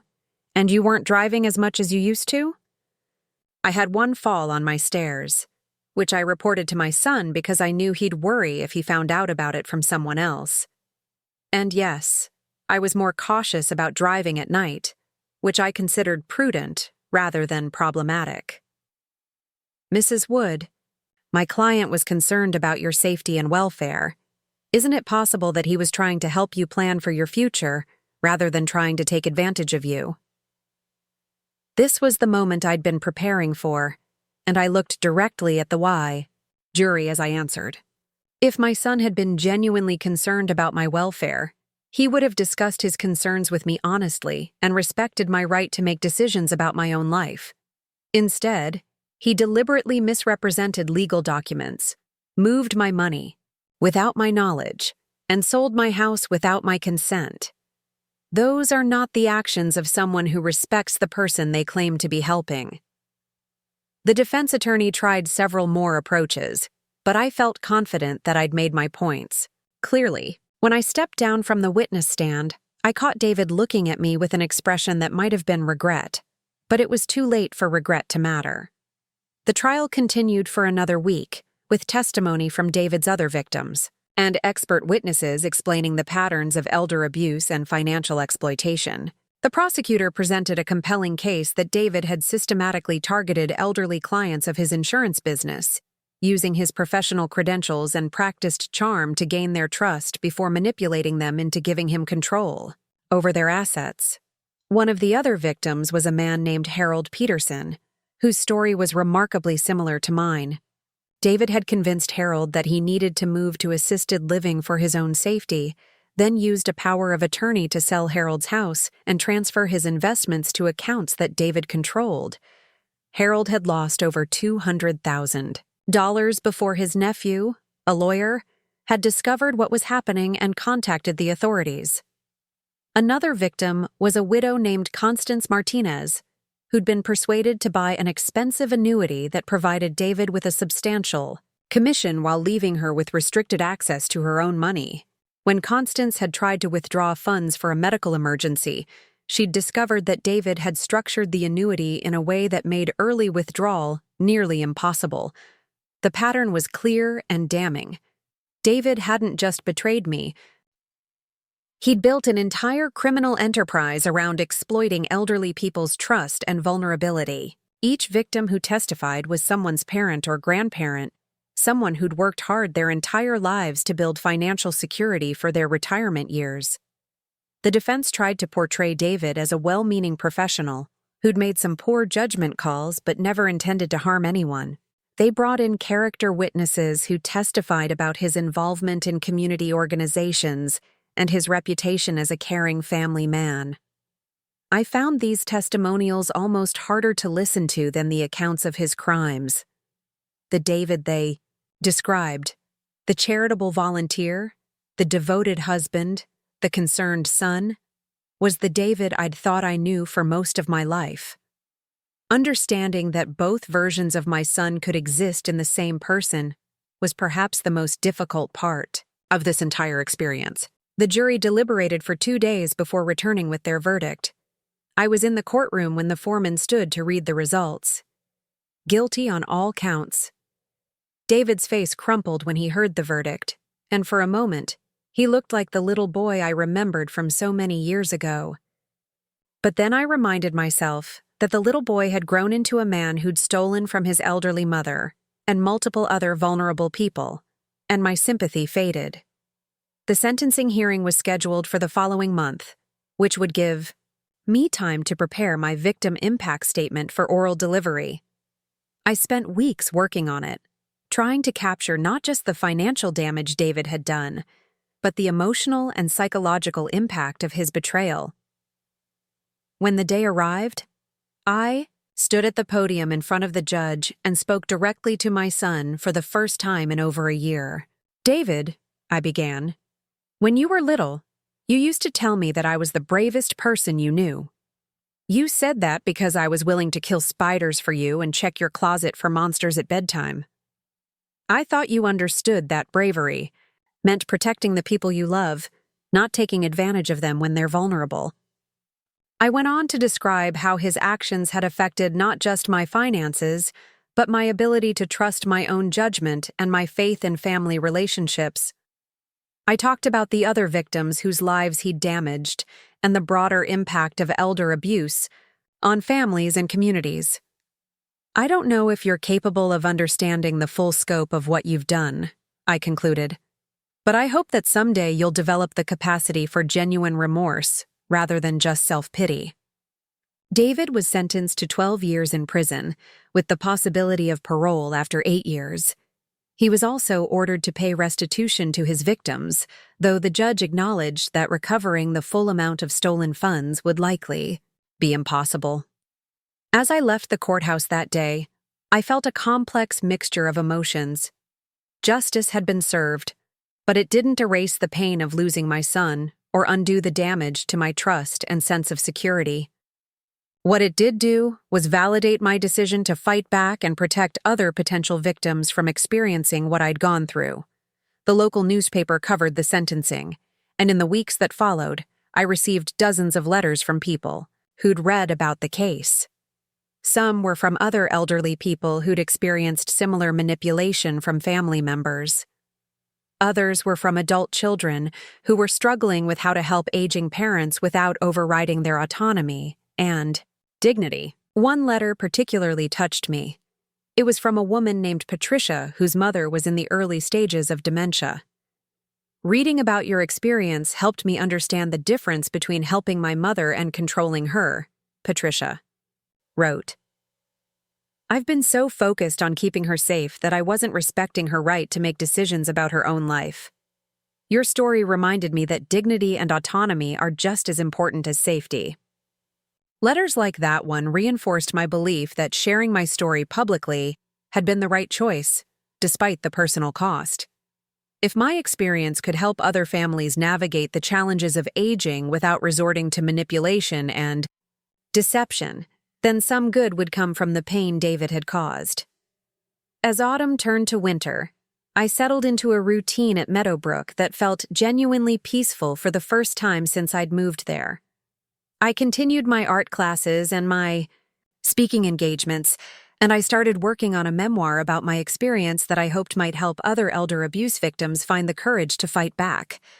Eleanor and I had become close friends, bonding over our shared experiences with difficult adult children and our determination to create meaningful lives despite the challenges we'd faced. We started a support group for Meadowbrook residents who'd been victims of family financial abuse, and we were surprised by how many people wanted to participate. You know what I've learned from all of this? Eleanor said one afternoon as we sat in the garden working on our respective art projects. I've learned that family isn't just about blood relations. It's about people who treat you with love and respect, and who support your right to live your life on your own terms. I looked around at the community I'd built at Meadowbrook, the friends who celebrated my artistic achievements, the residents who came to my talks about financial safety, the staff members who'd supported me through the legal process, and I realized that Eleanor was absolutely right. This was my family now, and it was a family built on mutual respect rather than obligation or manipulation. David had tried to steal my money, my home, and my autonomy, but in fighting back against his betrayal, I'd discovered reserves of strength and resilience that I didn't know I possessed. I'd found my voice as an advocate for other vulnerable elderly people. I'd discovered artistic talents that brought me joy and recognition. I'd built relationships based on genuine affection and respect rather than guilt and manipulation. In trying to control my life for his own benefit, David had inadvertently set me free to become the person I was meant to be. That wasn't forgiveness. Exactly. But it was something like gratitude for the unexpected gifts that had emerged from such a painful experience. The winter months at Meadowbrook passed quietly, and I found myself settling into a rhythm of contentment that I hadn't experienced since before Robert's death. My art had evolved beyond simple watercolors to more complex mixed-media pieces that incorporated photography and collage elements. Maria Santos had encouraged me to experiment with different techniques, and I discovered that I had a particular talent for creating portraits that captured not just physical likeness, but emotional depth. My memoir writing had become a daily practice, and I was working with a local writing group that met at the community center every Thursday morning. The process of putting my experiences into narrative form was helping me understand patterns. in my relationship with David that I'd been blind to for years. Looking back through the lens of what I now knew about manipulation and financial abuse, I could see how he'd been conditioning me for exploitation long before the actual theft occurred. There had been small boundary violations that I'd dismissed as caring concern. Times when he'd made decisions about my medical care without consulting me first, claiming he was just trying to help. Occasions when he'd questioned my financial choices in ways that undermined my confidence in my own judgment. Moments when he'd made me feel guilty for having needs or preferences that inconvenienced him. Writing about these incidents was painful, but illuminating. I was beginning to understand that David's betrayal hadn't been a sudden descent into criminality, but rather the culmination of a gradual erosion of respect for my autonomy that had been happening for years. Dr. Hendricks was helping me process these realizations during our continued therapy sessions. We'd moved beyond crisis intervention to what she called post-traumatic growth, the process of finding meaning and strength in the aftermath of trauma.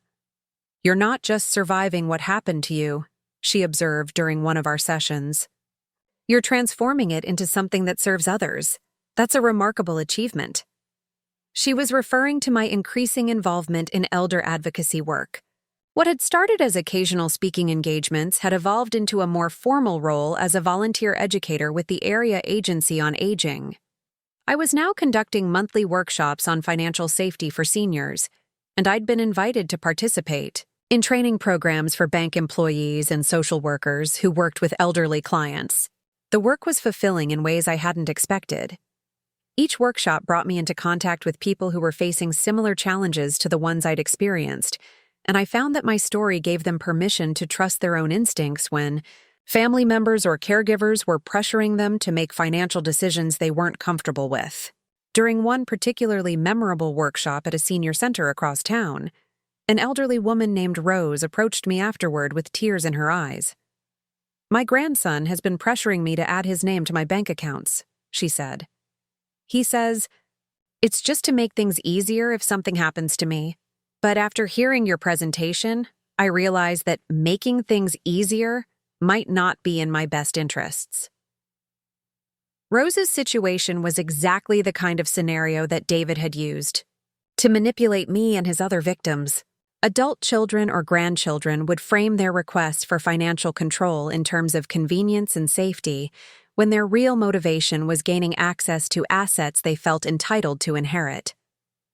"Trust your instincts," I told Rose. "If something feels wrong about his request, there's probably a good reason for that feeling. You can always consult with a lawyer or financial advisor who doesn't have a personal stake in your decisions." Conversations like that one reinforced my growing understanding that elder abuse wasn't just about individual bad actors like David. It was about societal attitudes that devalued elderly people's autonomy and intelligence, that treated aging as inevitably leading to incompetence, and that prioritized family convenience over individual dignity. These insights were influencing the advocacy work I was doing beyond just financial education. I'd joined the board of directors for a nonprofit organization called Elder Rights Alliance, which worked on policy issues affecting older adults.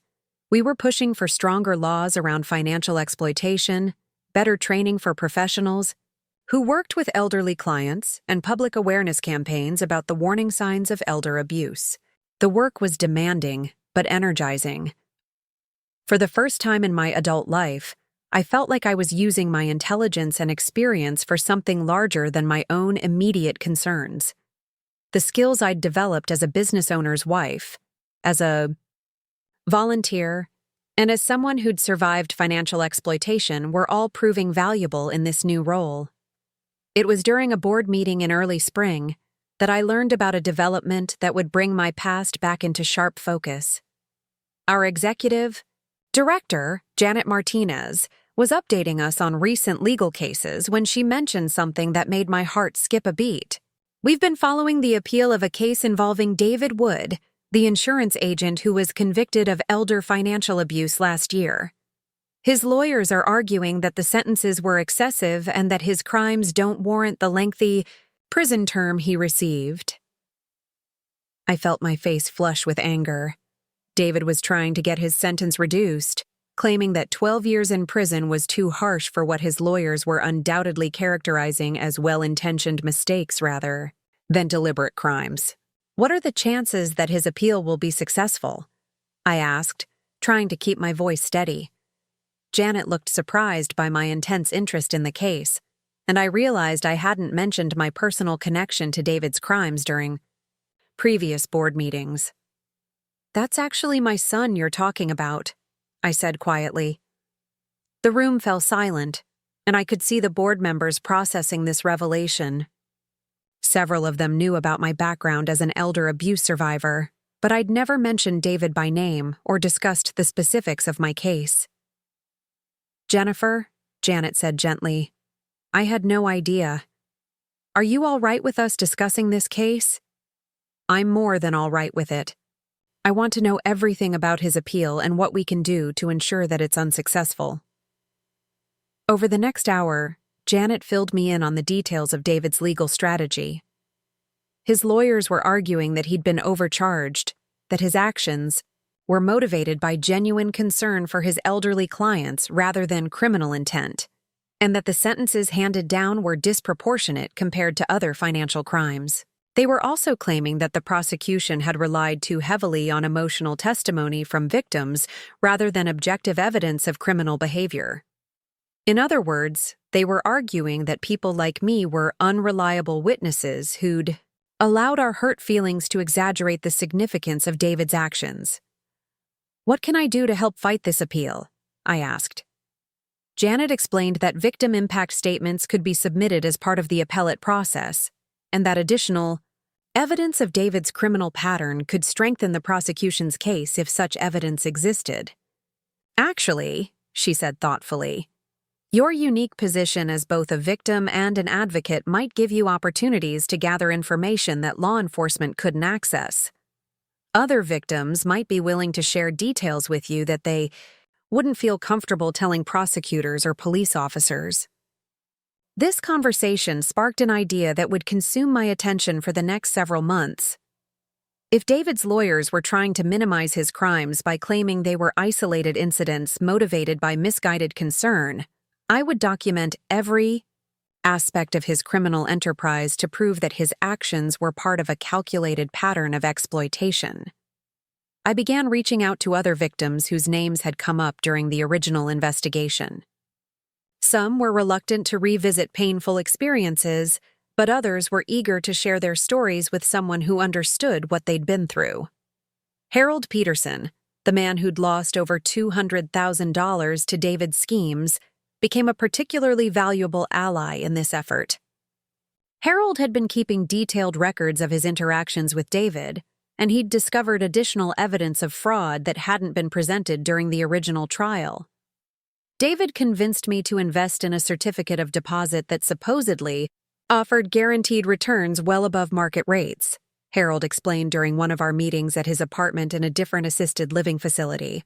It wasn't until after my nephew got involved that I learned the CD didn't actually exist. David had been depositing my money into his personal accounts and sending me fake statements showing fictitious interest payments. This was evidence of sophisticated fraud that went well beyond the financial exploitation charges David had been convicted of. Harold had been afraid to come forward with this information during the original trial because David's lawyer had made him feel stupid for falling for such an obvious scam.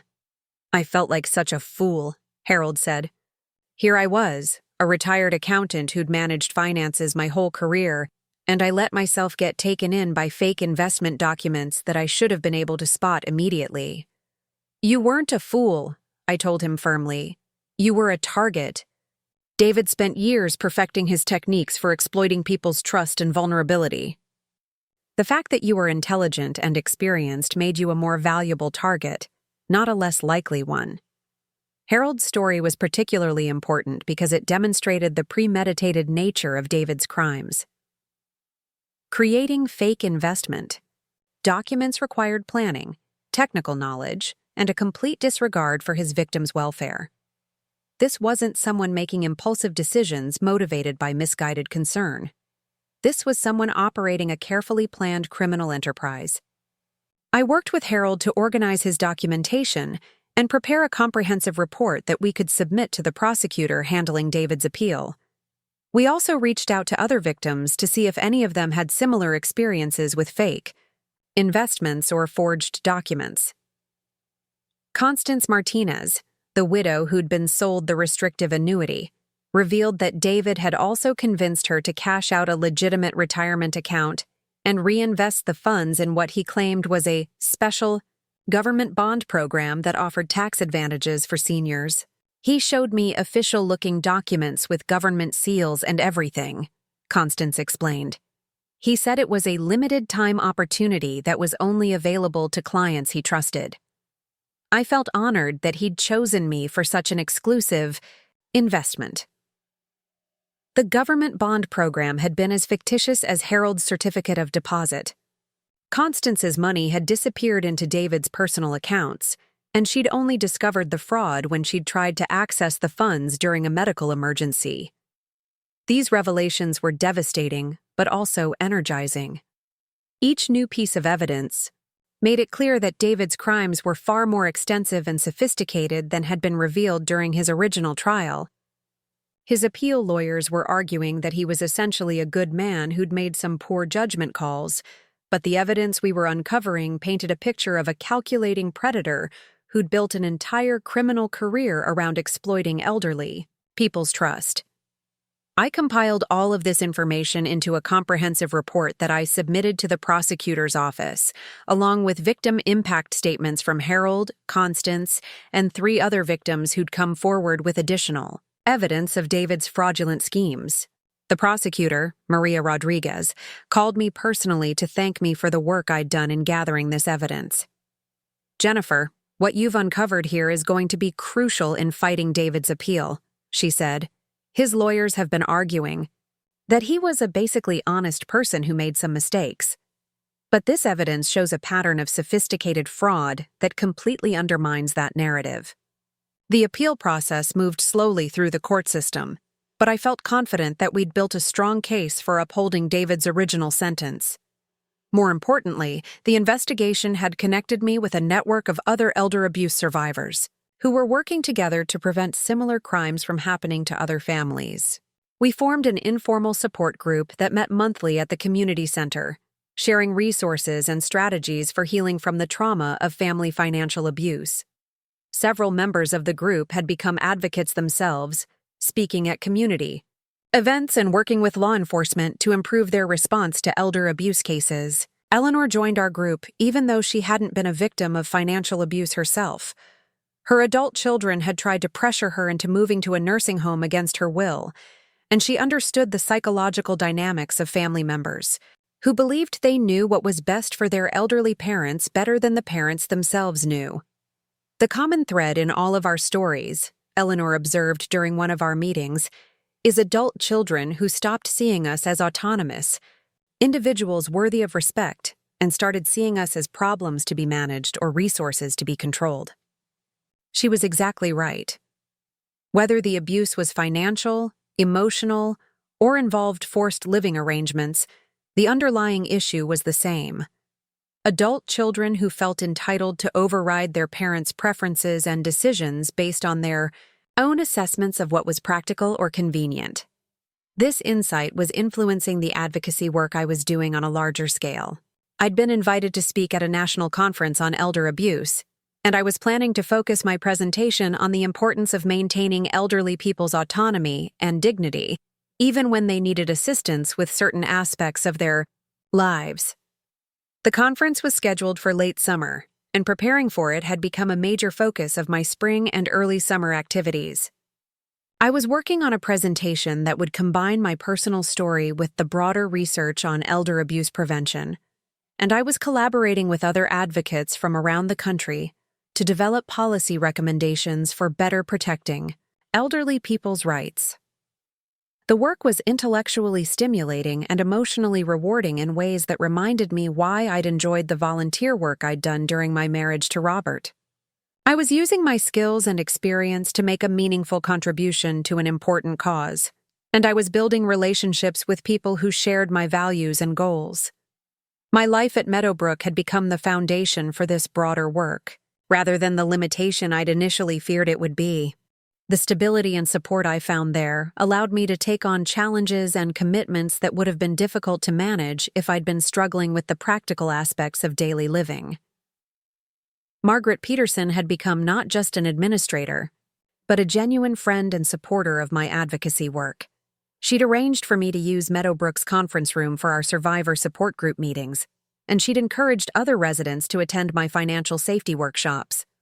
"You've transformed what could have been a devastating experience into something that's helping countless other people," she told me one afternoon as we discussed my upcoming conference presentation. "That takes remarkable strength and resilience." I was beginning to understand that my experience with David, painful as it had prepared me for work that I might never have discovered otherwise. The insights I'd gained about manipulation and abuse, the legal knowledge I'd acquired through fighting back, and the emotional growth I'd achieved through therapy and advocacy work had all combined to give me a unique perspective on elder abuse prevention. The conference presentation went better than I'd hoped. The audience of social workers, law enforcement officers, attorneys, and policymakers was engaged and responsive, asking thoughtful questions and expressing genuine interest in the policy. Recommendations our advocacy group had developed. Several attendees approached me afterward to discuss collaboration on future projects. One was a researcher from a major university who was studying the long-term psychological effects of family financial abuse on elderly victims. Another was a state legislator who was working on bills to strengthen elder abuse protections and was looking for survivors who could provide testimony about the need for such legislation. These conversations opened up new possibilities for my advocacy work that I hadn't previously considered. I was being invited to participate in research, studies, policy development processes, and educational initiatives that could have impact on a national scale. The most meaningful conversation, though, was with a woman named Patricia, whose elderly mother had recently been victimized by a financial scam perpetrated by her grandson. Patricia had read about my work and had driven 3 hours to attend, the conference specifically to meet me. "I've been struggling with how to help my mother heal from what happened to her," Patricia said. "She's been so devastated by the betrayal that she's withdrawn from everyone and won't talk about what happened. I'm hoping you might have some insights about how to support her." Patricia's mother's situation was heartbreakingly familiar. The combination of financial loss and family betrayal created a type of trauma that was particularly difficult to recover from because it damaged not just material security, but fundamental trust in family relationships. I shared some of the strategies that had helped me heal. Therapy with someone who understood elder abuse, connecting with other survivors, finding ways to transform the experience into something that helped others, and allowing myself to grieve the relationship I'd thought I had, rather than trying to salvage something that had never been genuine. "The most important thing," I told Patricia, "is to validate your mother's right to feel angry and betrayed. Too many people try to rush elderly abuse victims toward forgiveness or acceptance before they've had time to process what was done to them." Patricia took careful notes during our conversation, and she promised to stay in touch about her mother's progress. Before she left, she said something that stayed with me for weeks afterward. "You know, I think my mother would benefit from hearing your story not just because you survived financial abuse, but because you've shown that it's possible to build a meaningful life afterward. She's been feeling like her life is over, but you're proof that it's possible to find purpose and joy even after such a devastating betrayal." That evening, as I sat in my Meadowbrook apartment reflecting on the day's events, I realized that Patricia was right about something important.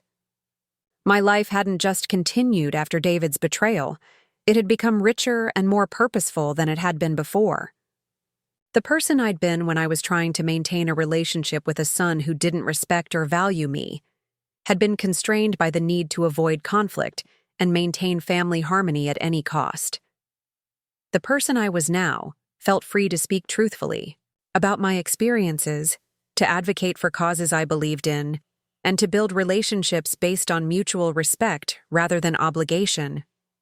David had tried to steal my autonomy and reduce me to a source of financial benefit for himself.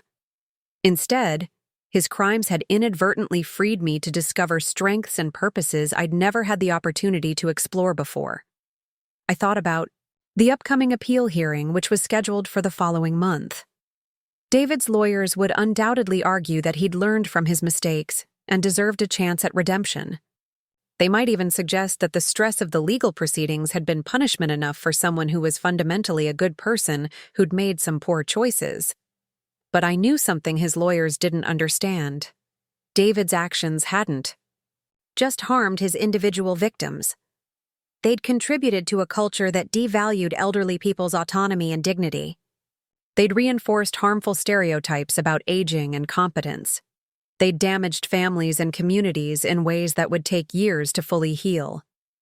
The work I was doing now, the advocacy, the education, the policy development, was partly motivated by my desire to ensure that other families didn't experience what David had put me through. But it was also motivated by my determination to change the social conditions that had made his crimes possible in the first place. I was no longer just Jennifer Wood, the elderly woman whose son had stolen from her. I was Jennifer Wood, elder, rights advocate, financial abuse survivor, artist, writer, and educator. I was someone whose voice mattered in important conversations about how society treats its aging members. David had tried to silence that voice by reducing me to a dependent who couldn't be trusted to make decisions about her own life. Instead, his actions had given me both the motivation and the credibility to speak out about issues that affected millions of elderly people across the country. As I prepared for bed that night, I felt grateful for the unexpected directions my life had taken, not grateful for David's betrayal. That would always be a source of sadness and disappointment. But grateful for the strength I'd discovered in myself, for the meaningful work I'd found, and for the community of advocates and survivors who'd become my chosen family. Tomorrow, I would continue working on the brief opposing David's appeal. I would finish preparing for my testimony before the state legislature about proposed elder abuse prevention bills. I would attend Eleanor's book club and continue work on my memoir and start planning my next art exhibition. I would continue building the life I'd chosen for myself rather than the life others had chosen for me. And I would continue using my voice to help other elderly people understand that they deserved dignity, respect, and autonomy, regardless of their age or family circumstances. David's attempts to control my life had ultimately given me the tools and motivation to help others resist similar control. That wasn't forgiveness, but it was something like redemption. Not his, but mine. The appellate court's decision came. On a gray November morning, delivered to my phone by Maria Rodriguez while I was leading a financial safety workshop at the downtown senior center. I stepped outside to take the call, my heart pounding as I waited to hear whether David's sentence would be upheld or reduced. "Jennifer," Maria's voice was triumphant, "the court rejected David's appeal completely. Not only are they upholding his original sentence, but they specifically cited the additional evidence you helped gather as proof that his crimes were more extensive and calculating than his defense team claimed." I leaned against the brick wall of the senior center, feeling a mixture of relief and vindication wash over me. The months of investigation, the painful process of documenting every detail of David's deception, and the emotional energy I'd invested in fighting his appeal had been worth it. "There's more," Maria continued. "The appellate judges were so disturbed by the scope of David's fraud that they've referred the case to federal authorities for additional investigation. There may be charges related to mail fraud and interstate financial crimes that could extend his sentence even further." After hanging up, I stood outside for several more minutes, processing this final chapter in the legal battle against my son. David would serve his full 12-year sentence, and possibly longer if federal charges were filed. He would be nearly 60 years old when he was released, his insurance career permanently destroyed, his reputation ruined beyond repair. Part of me felt sad about this outcome. Not for David himself, but for the little boy he'd once been, and the man he could have chosen to become.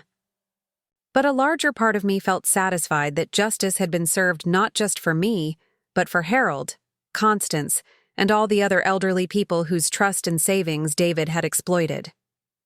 I returned to the workshop energized by the news, and when I shared the outcome with the participants, the room erupted in applause.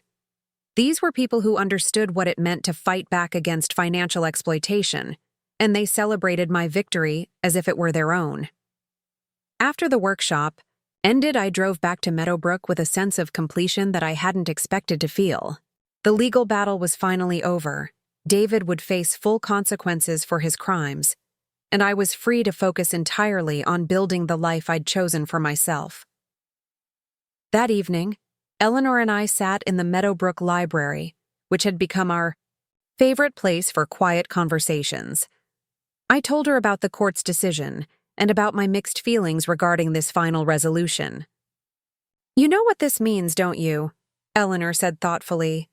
"It means you've proven that elderly people don't have to be victims. You've shown that we can fight back against abuse and win, even when the abuser is our own family member." She was right. My victory wasn't just personal. It was symbolic of something larger. Every time an elderly person successfully fought back against financial exploitation, it challenged the assumption that aging inevitably led to helplessness and victimization. Over the following weeks, I found myself reflecting on the unexpected, ways my life had transformed since that terrible day when I discovered the sold sign on my house. I'd lost a son, but I'd gained a community of fellow advocates who shared my commitment to protecting elderly people's rights. I'd lost my childhood home, but I'd found my authentic voice as an educator and speaker. Most importantly, I'd learned that my worth as a person wasn't dependent on being a good mother to someone who didn't respect or value me. I was worthy of dignity and autonomy simply because I was a human being, not because of the relationships I maintained or the convenience I provided to others. My memoir was nearing completion, and I'd found a publisher who specialized in books about aging and family relationships. The advance wasn't substantial, but seeing my story in print felt like the ultimate validation of my decision to speak out about elder abuse. I'd also been invited to testify before Congress about federal elder abuse prevention legislation. The hearing was scheduled for the spring, and I was already working with other advocates to prepare testimony that would highlight the need for stronger protections and better enforcement of existing laws. The art exhibition featuring my latest watercolors was opening next month at a gallery downtown. 3 of the pieces had already sold, and I'd been commissioned to create a portrait series featuring other Meadowbrook residents. The income from my art sales wasn't enough to live on, but it provided a sense of financial independence that I treasured after having my autonomy stripped away by David's manipulation. On a crisp December evening, as I was putting the finishing touches on my congressional testimony, I received a letter that surprised me. It was from Sharon, postmarked from Ohio, where she'd moved after divorcing David. "Dear Jennifer," the letter began, "I've been following the news about David's failed appeal, and I wanted you to know how proud I am of your courage in fighting back against what he did to you and others. I also wanted to thank you for the letter you wrote to the court on my behalf during our divorce proceedings. It helped me get a fair settlement that will allow me to rebuild my life." Sharon went on to describe her new job as a bookkeeper for a small nonprofit organization and her growing involvement in volunteer work with domestic violence survivors. She'd started therapy to help her understand how she'd enabled David's controlling behavior, and she was working to build relationships based on equality and mutual respect rather than manipulation and dependence. "I know I can never undo the damage that David did to you," her letter concluded, "but I hope you know that watching you fight back gave me the courage to stand up for myself too. You've inspired more people than you probably realize." Reading Sharon's letter, I felt a sense of closure that I hadn't expected. While I wasn't ready to resume a relationship with her, I was glad to know that she was building a healthier life for herself and learning from the painful lessons of her marriage to David. The holiday season at Meadowbrook was more festive than I'd anticipated. I'd organized a gift drive for the legal aid organization that helped elderly abuse victims, and residents throughout the facility had contributed money, warm clothing, and personal care items for people who were fighting to recover assets stolen by family members. On Christmas Eve, our survivor support group gathered for a special celebration in the Meadowbrook dining room. Harold had driven over from his facility. Constance had brought homemade cookies, and several newer members shared updates on their own legal battles against exploitative family members. "A year ago, I felt like my life was over," said Margaret, a woman whose daughter had stolen her Social Security checks for months before being caught. "Tonight, I feel like I'm part of something important, something that matters." That sentiment captured exactly how I felt about the journey I'd taken from victim to advocate. David's crimes had nearly destroyed my sense of self-worth and my faith in family relationships. But the process of fighting back had revealed strengths I didn't know I possessed and connected me with a community of people who valued courage, integrity, and mutual support.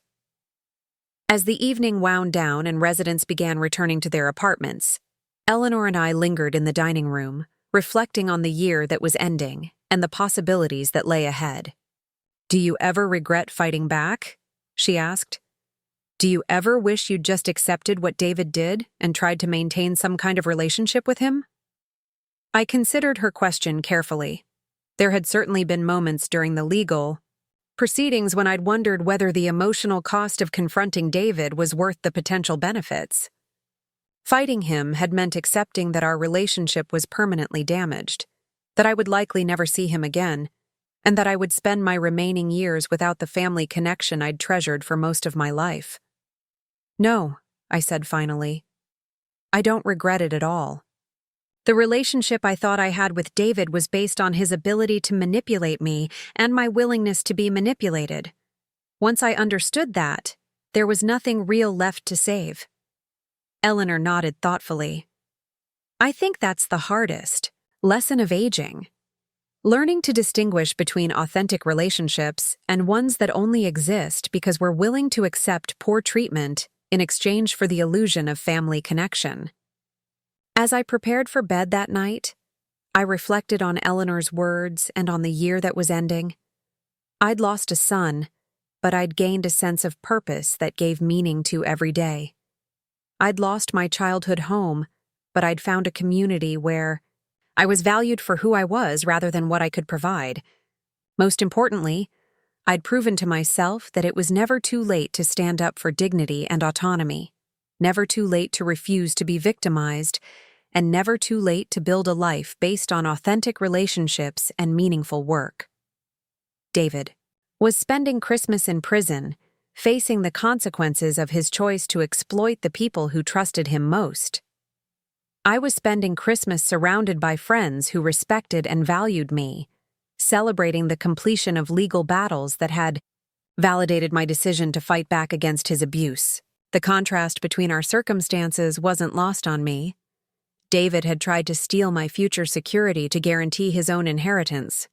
Instead, his crimes had led directly to his imprisonment and my liberation. He'd attempted to control my life, for his benefit, but his manipulation had ultimately freed me to discover who I really was when I wasn't constrained by the need to maintain a relationship with someone who didn't respect me. As I turned off the lights in my apartment, I felt grateful for the unexpected directions my life had taken. Tomorrow would bring new opportunities to advocate for elder rights, new chances to help other families avoid the trauma I'd experienced, and new possibilities for creative expression through my art and writing. I was no longer Jennifer Wood, the elderly woman whose son had abandoned her at an assisted living facility. I was Jennifer Wood, survivor, advocate, artist, and educator. I was someone whose voice mattered in important conversations about dignity, autonomy, and the rights of aging people. David had tried to reduce me to a source of financial benefit and then discard me when I was no longer useful to him. Instead, his crimes had revealed my strength, clarified my values, and connected me with work that gave meaning to every day of my remaining years. That wasn't forgiveness, and it wasn't gratitude for what he'd done to me. But it was acknowledgement that his worst actions had inadvertently led to some of the best discoveries of my life. In trying to destroy my autonomy, David had forced me to claim it more completely than I ever had before. The future stretched ahead of me, full of possibilities I was finally free to explore. Up next, you've got 2 more standout stories right on your screen. If this one hit the mark, you won't want to pass these up. Just click and check them out.